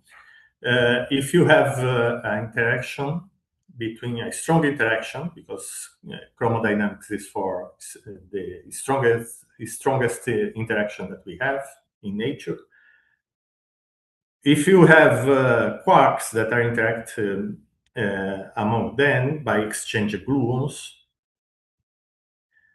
the highest is the momentum. The higher the momentum of the quarks that are interacting, the lower is the intensity of the interaction. And for very, very high momentum, the interaction goes to zero. The particles are almost free. So this is a fundamental aspect of quantum chromodynamics, and it was deduced by using this beta function. And here, gamma is called the anomalous dimension of the fields, which if we translate it in the language of fractal geometry, this is associated with the fractal dimension.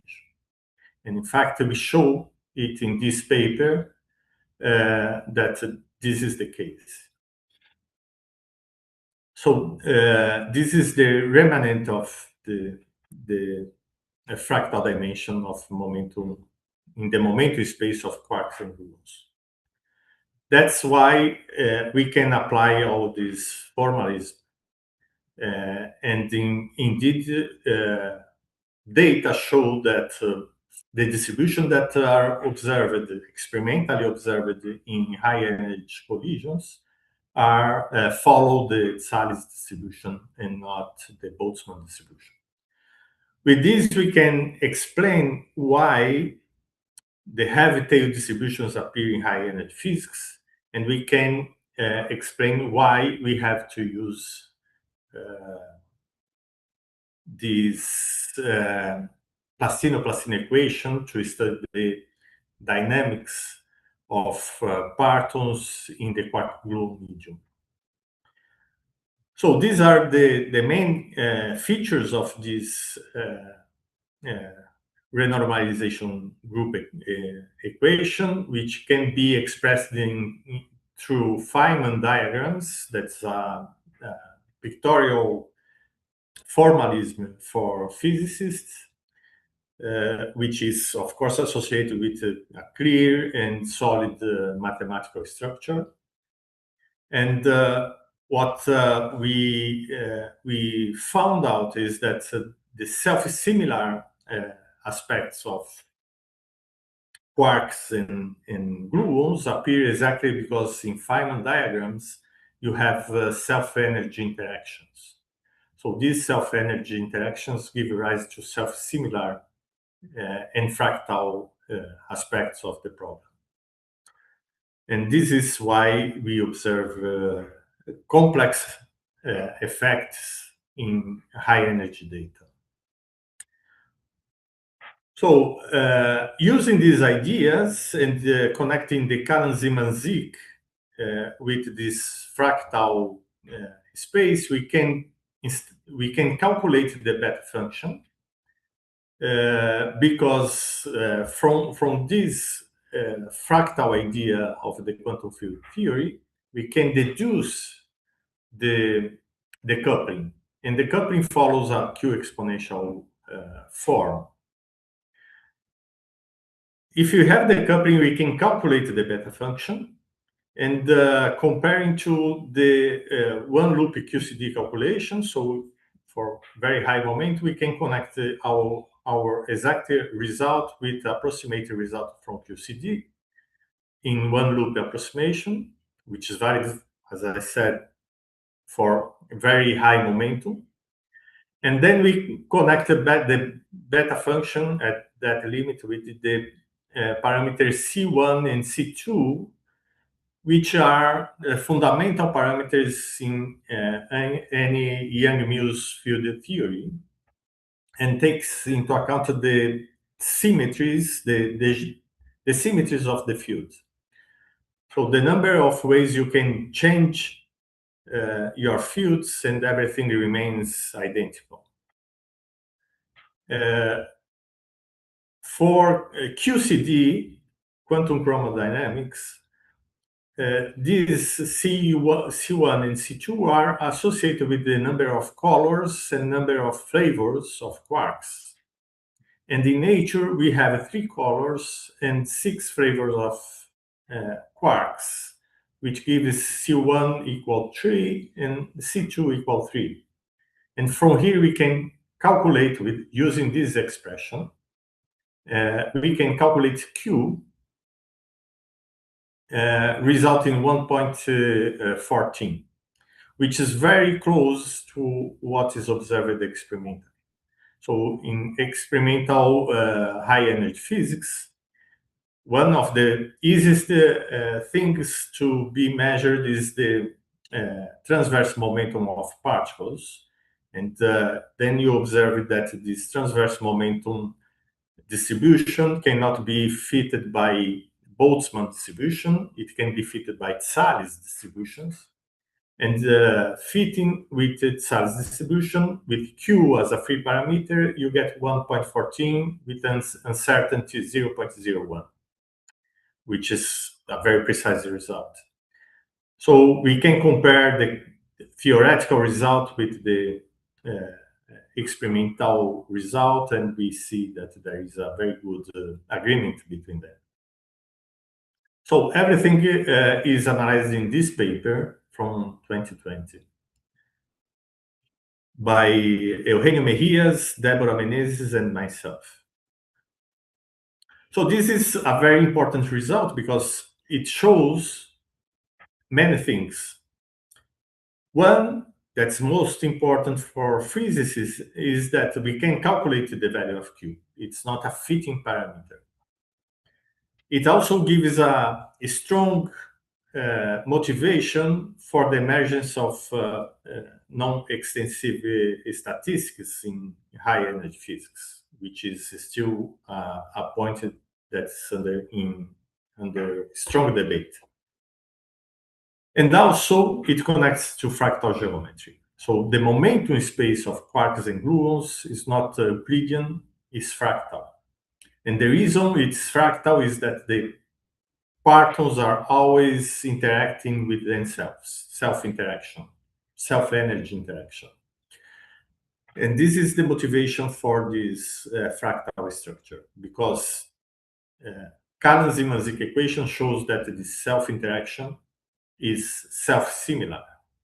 So self-similarity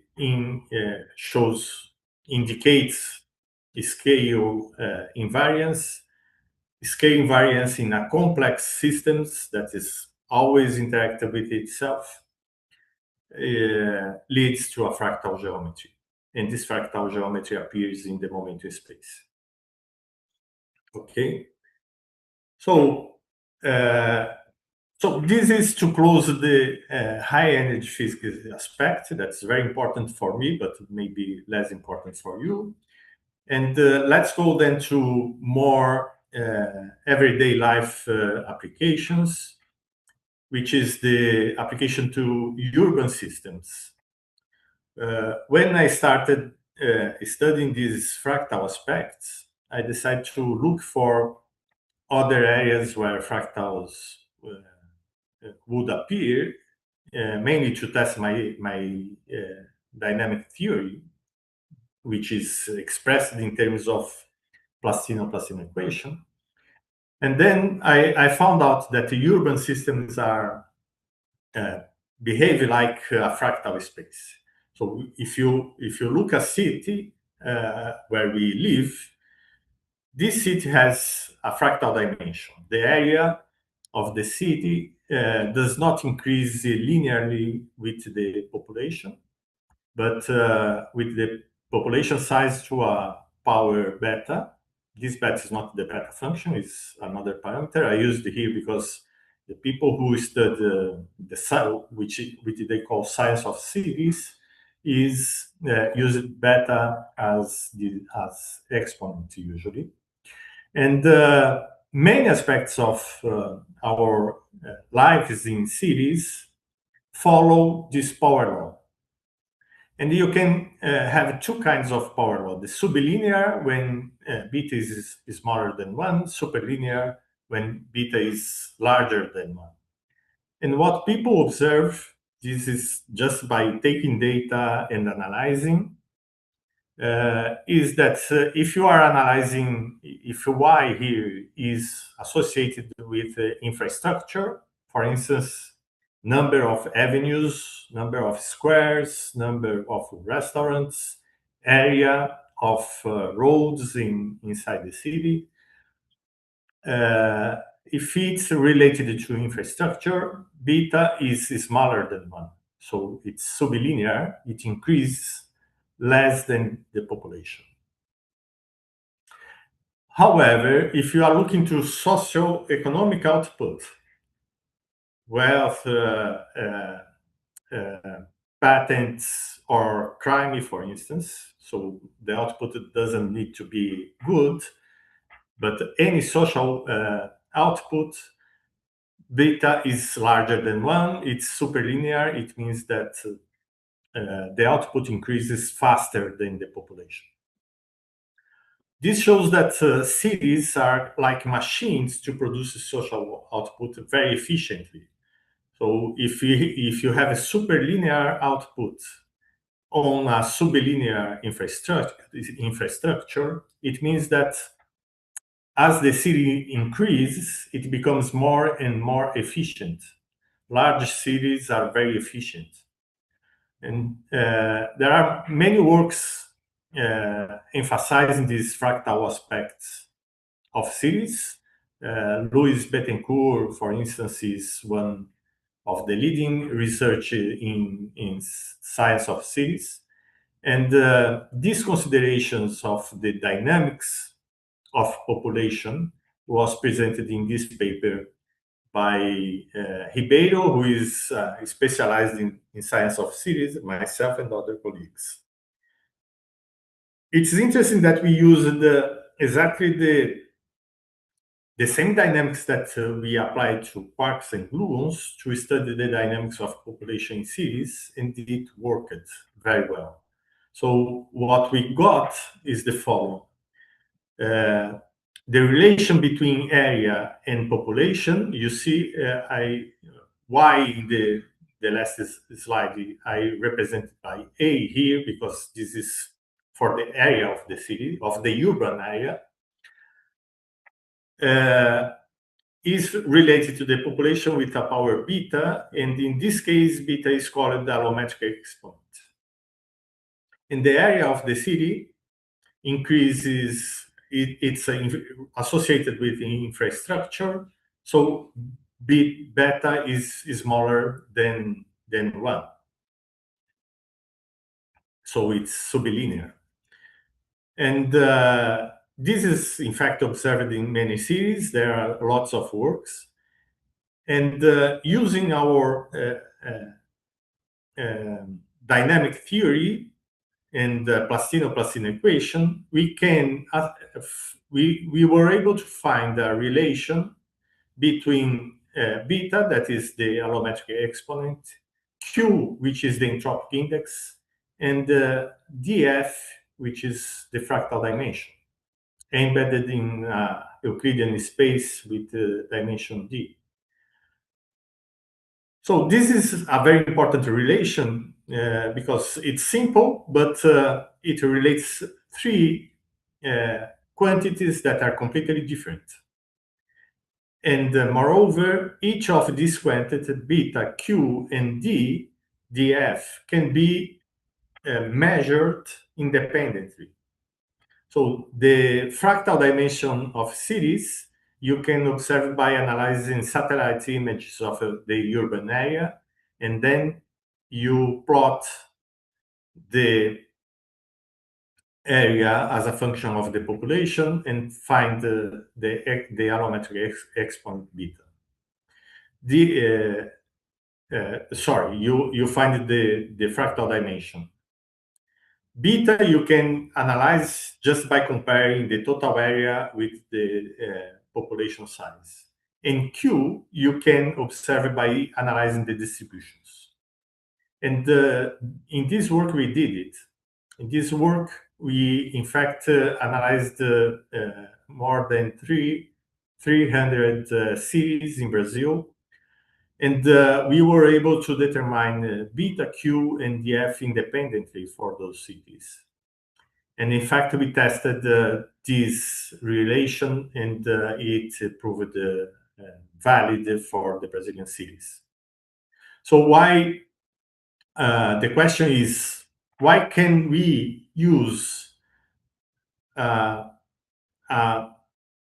dynamic theory that was developed for quarks and gluons and apply to the behavior of the population in urban areas, and we can explain both. Why are people in cities behaving like quarks? So the reason is, of course, not that people behave like quarks, nor that quarks behave like people, but the underlying geometry is fractal. And there are many works showing that, in fact, the cities are built in a fractal geometry. Now, this opens another question. Why cities are built in a fractal geometry? Because it's difficult to imagine that people that are discussing urban projects to extend a city are thinking about the fractal dimension they have to build the city. Usually, urbanists are trying to develop projects that will give more comfort to the population. So it's not a design of fractal cities, it's an emergence of the fractal dimension of cities. So the question is, why, even if the urbanists are not thinking about cities as fractal geometry, why the fractal geometry emerges in urban areas? And the answer to that I found recently, I mean 2 years ago, in studies of Robin Dunbar. Robin Dunbar is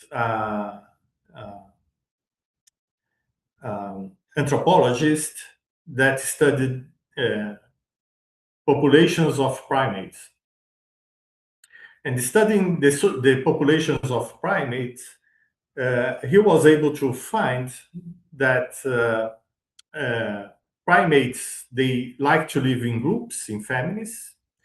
And with time, the family increases, and it reaches a critical number, a critical population.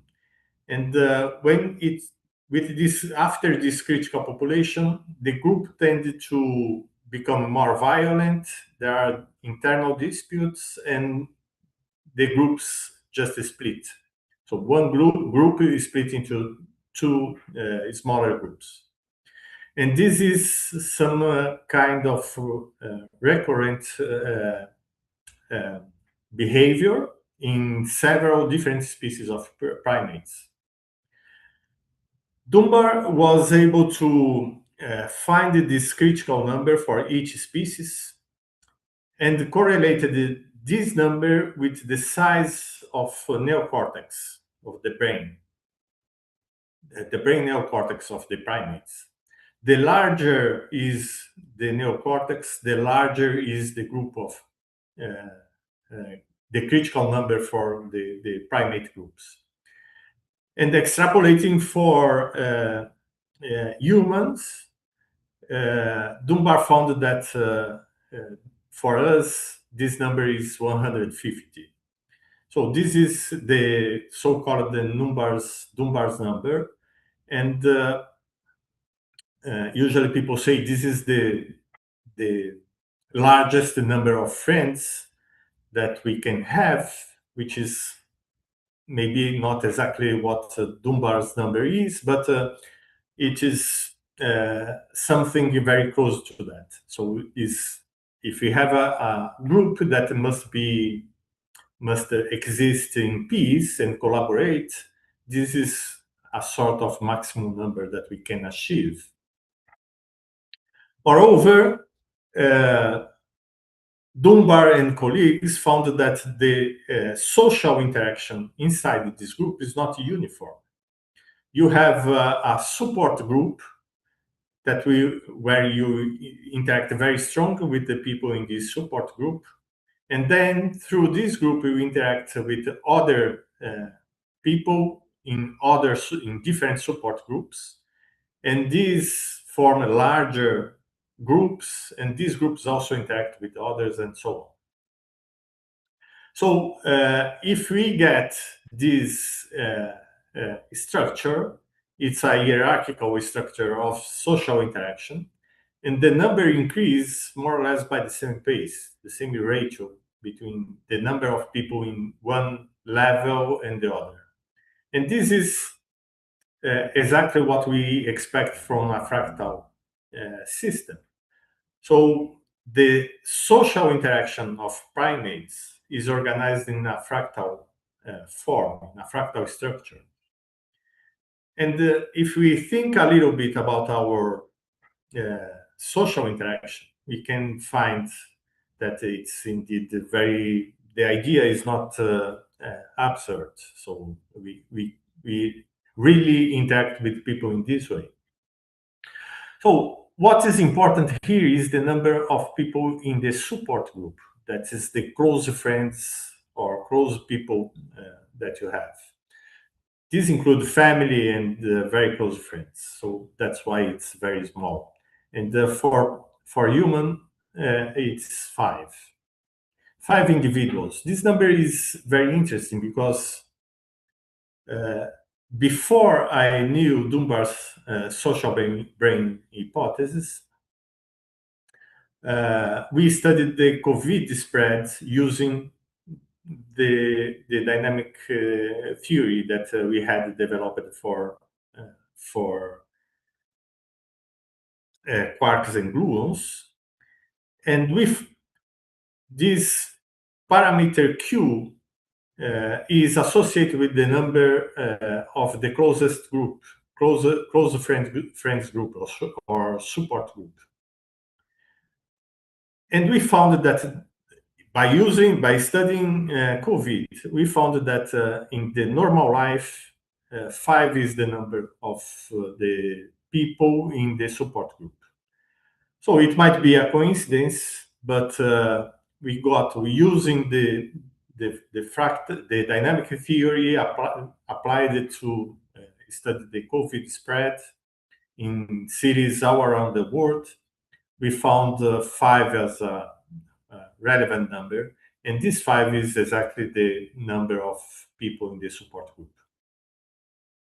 So this is interesting, but it might be just a coincidence. So I tried to analyze this number and find more support for this number in different areas. And one of the areas, of course, if you are talking about social interaction, psychology is fundamental. And psychologists have this big 5 personality trait theory, where they say that if to have a social life, a successful social life, you have to understand very well 5 personality traits of people. And these are the 5 personality traits that are important. Psychologists, they say that they are independent. You can have more or less of these traits in different people. They are independent. You can be more open, but not be conscious enough, and so on. So these are 5 independent traits. And we need to understand it to live in social life. What does it mean? That if you meet someone that you never met before, just to look, the first impression your brain is analyzing these five different aspects of the personality, the five different traits of personality, just to look to the person. And our brain is trained to detect what you can see, how you can treat that person by evaluating these five traits. Okay, so this is very interesting because we have five here as well. So it's not so, maybe it's not a coincidence. This perfect agreement with the support group maybe can be explained in some way. So one reason to connect these five threats with the number of people in support group was evidenced by studies of a functional magnetic resonance image.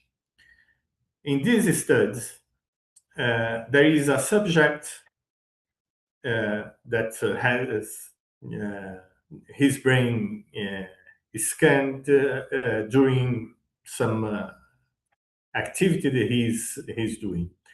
And this activity is the following. This subject is put in front of a screen, and this screen,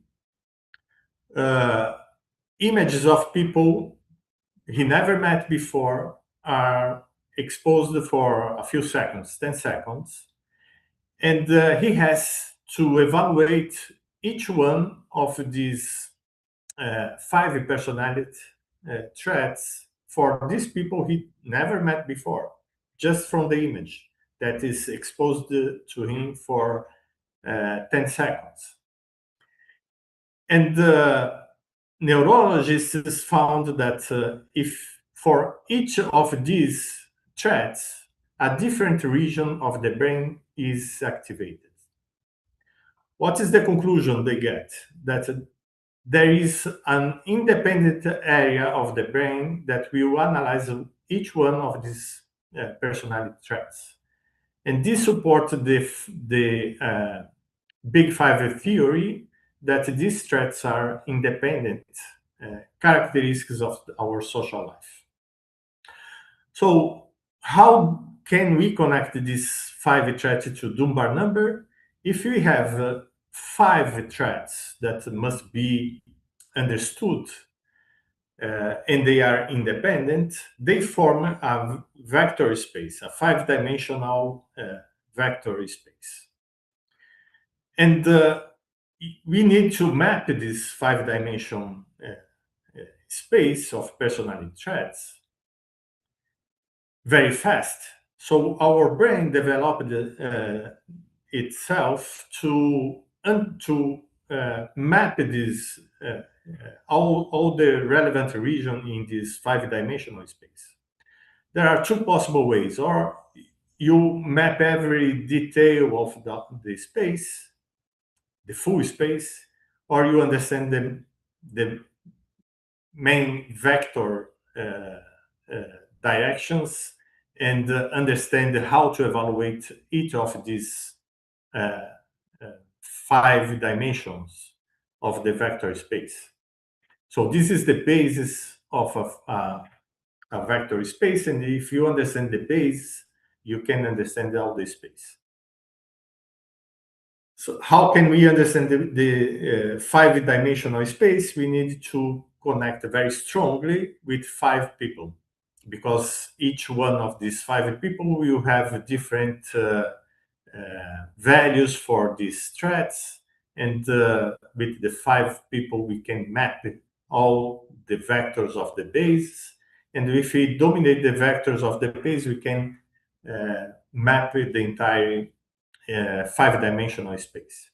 So the idea is that our brain, as primates, evolved during time to enable us to dominate these five personality traits. And to do that, we choose to connect very strongly to at least five people. Why not more than five people? Because social interactions demands time, and time is limited. So the minimum time that we have to use to dominate these 5 threads is by strong association and social interaction with 5 people. And that's why we have 5 people in the support group of Dunbar number. That's why we have 5 closest friends in the dynamics of COVID, and probably in the spread of any disease, or in the spread of information in urban areas and so on. So this has consequences on many aspects of everyday life. So this is the summary of this causal chain, which leads to the fractal geometry of cities. So we have the human brain, which has adapted to a fractal social structure, which will lead to fractal geometry and then to universal urban scaling laws that are observed in science of cities work. So the conclusion is that urban scaling is hardwired in the brain. It's the brain, the way our brain works, that produces the fractal geometry of cities at the end. So this has consequences in many aspects of life. One of them is the dynamics of consensus, because if you have fractal structure in your social life, of course, the information circulates through this fractal space, and the formation of consensus and opinion will bring or will reflect this fractal structure. And in fact, this is something that I've been working the last few months. And a recent paper was published, which has exactly this title. And the references in previous slides. So one of the consequences is that many characteristics of the cities, of the urban life, follows Tsales distributions. Tsales distributions are based on Q exponential function. One notable Q exponential form is the Q Gaussian, which is different from the Gaussian. It's a generalization of the Gaussian, which is equal to the Gaussian when Q is equal to 1. And if we analyze several aspects of social life, we find that the distributions indeed follow Q Gaussians instead of Gaussians, which reinforce all the idea that the fractal structure is important in urban areas. One of these aspects is that all distributions have larger tails than the Gaussians because of the value of Q, which is larger than 1. And so even wealthy distribution presents larger tails. And this connects us with inequality in different societies, which is measured by Gini index. And in fact, one consequence of this theory is that there is a minimum Gini index. Gini index measures inequality in different societies. And the closer it is to 1, the value of Gini index is between 0 and 1. The closer it is to 1, the highest, the more unequal is the society. A perfectly equal society would have a Gini index equals 0. But because of these particular aspects of our social relation, which follows a fractal geometry, there is a minimum value for Gini, and this minimum value is around 0.2. And in fact, if you analyze the Gini index for the most equal countries around the globe, you find that they are a little bit above this 0.24. And this 0.84 comes from Q, because Gini index can be connected to Q, and Q can be calculated by the number of people in the support group, that is 5. So the support group gives you the value of Q. Q gives the value of the minimum Gini index. And again, you can prove that, in fact, there are no countries with Gini index below this basic Gini index that emerges from this theory. So this is how far we can go just by including fractal spaces in the Fokker-Planck equation. So it's a very simple step, but can bridge different areas as different as quark-gluon plasma and anthropology. So conclusion and perspectives. I'm just finishing. Scale invariance is the main ingredient that bridges subatomic world and civilization. So we can connect, in fact, the most fundamental bricks of nature to the most complex system that nature has formed, that are big civilizations. And this is connected by scale invariance, and scale invariance in complex systems leads to fractal geometry. And fractal geometry is the true basis of everything that I said here. So the complex series of cities around the world is hardwired in the human nature, because human nature is based on social interaction, and the social interaction follows a hierarchical structure with scale invariance, as has been shown by Robin Dummer. Okay, so I would like to thank you again for this opportunity, and I leave here some of the key references of my recent work, in case of you have interest in follow it. All these references are cited in previous slides, and of course you can contact me through this email at any moment. Thank you very much.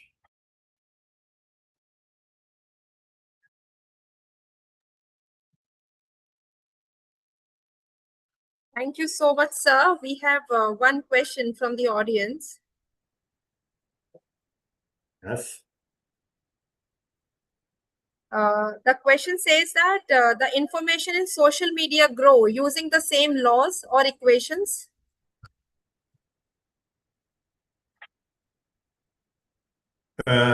Yes, well, there are many works, and you can look here, for instance, Louis Bettencourt works, or Geoffrey West. These are people that really study the science of cities in depth. And what they show is that indeed information follows power law behavior, and you can measure it. This is a very important aspect. You can measure it by observing by counting how many restaurants, or how many squares, or the length of roads in the city. So you can measure it. And from then, associating it with the population size, you get this power law behavior. Most interesting is that the exponent of this power law is more or less universal. So it's the same for cities all around the world, independent of the culture, of history. So of course, this gives a general trend of the cities, not the details, and the data fluctuate around the universal laws. But there is, of course, and it's very evident, there is a fundamental and universal aspect of cities that must be understood. And what I gave you is a proposal for an interpretation for these universal aspects.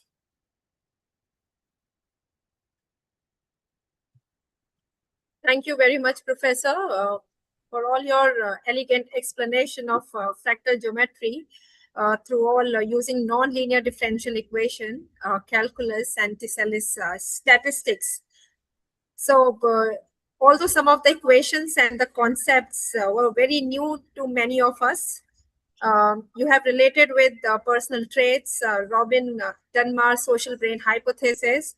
So it has the entire presentation has certainly sparked some inquisitiveness and inspired us to explore more about this field. So we sincerely appreciate your all valuable insight and wonderful contribution to this Fractal Frontier Summit. And I would also like to acknowledge the invaluable contribution of Dr.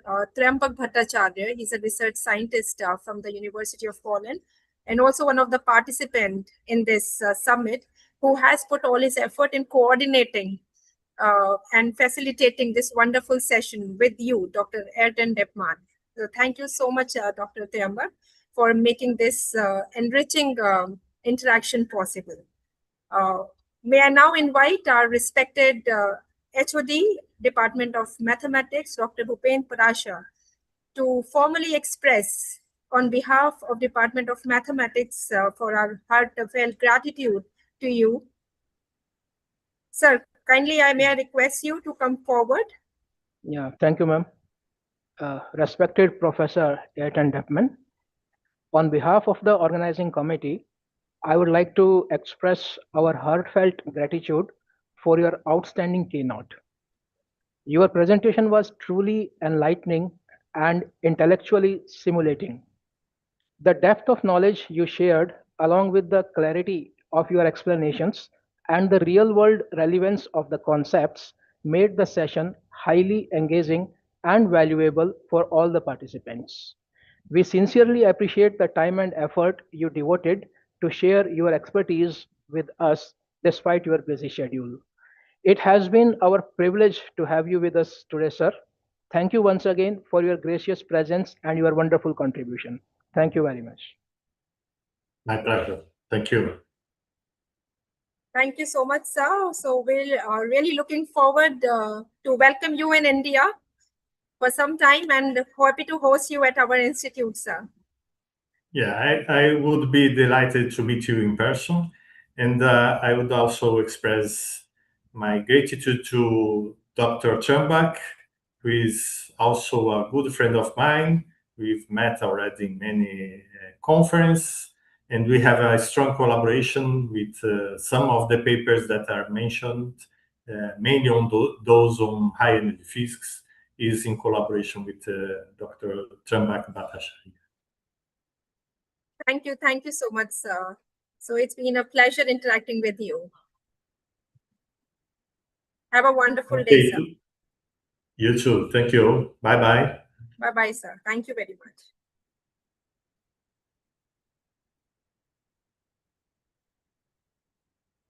Well, yes, we have now reached to our concluding part of this international summit.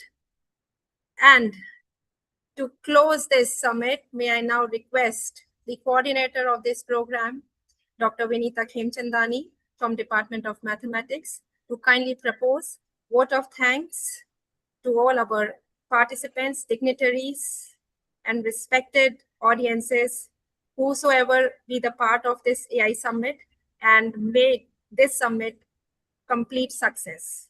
Over to you, Dr. Vinita Khemchandani. Thank you, Ranu.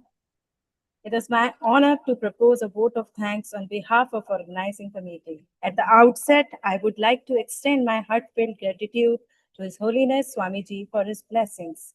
My deepest gratitude to the Honorable Vice Chancellor for his unwavering support and encouragement for making this event a success. I extend my gratitude to our summit chair, convener, and all our distinguished speakers for their valuable time and insightful deliberation to make the event a great success. I extend my sincere appreciation to all our faculty members, especially the department organizing team, students, for all their support and commitment throughout the planning, execution, and implementation of the International Summit. Last but not the least, I would like to thank to all our participants from India and across the globe for completing the summit with a great outcome and learning. Thank you all. Have a wonderful day.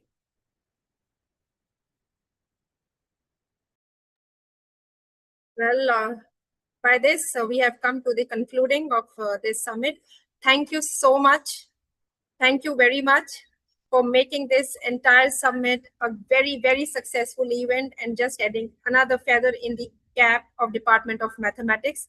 We are really looking forward to host more such events just because of you all. So thank you so much. Take care. Until we meet next, have a wonderful day ahead.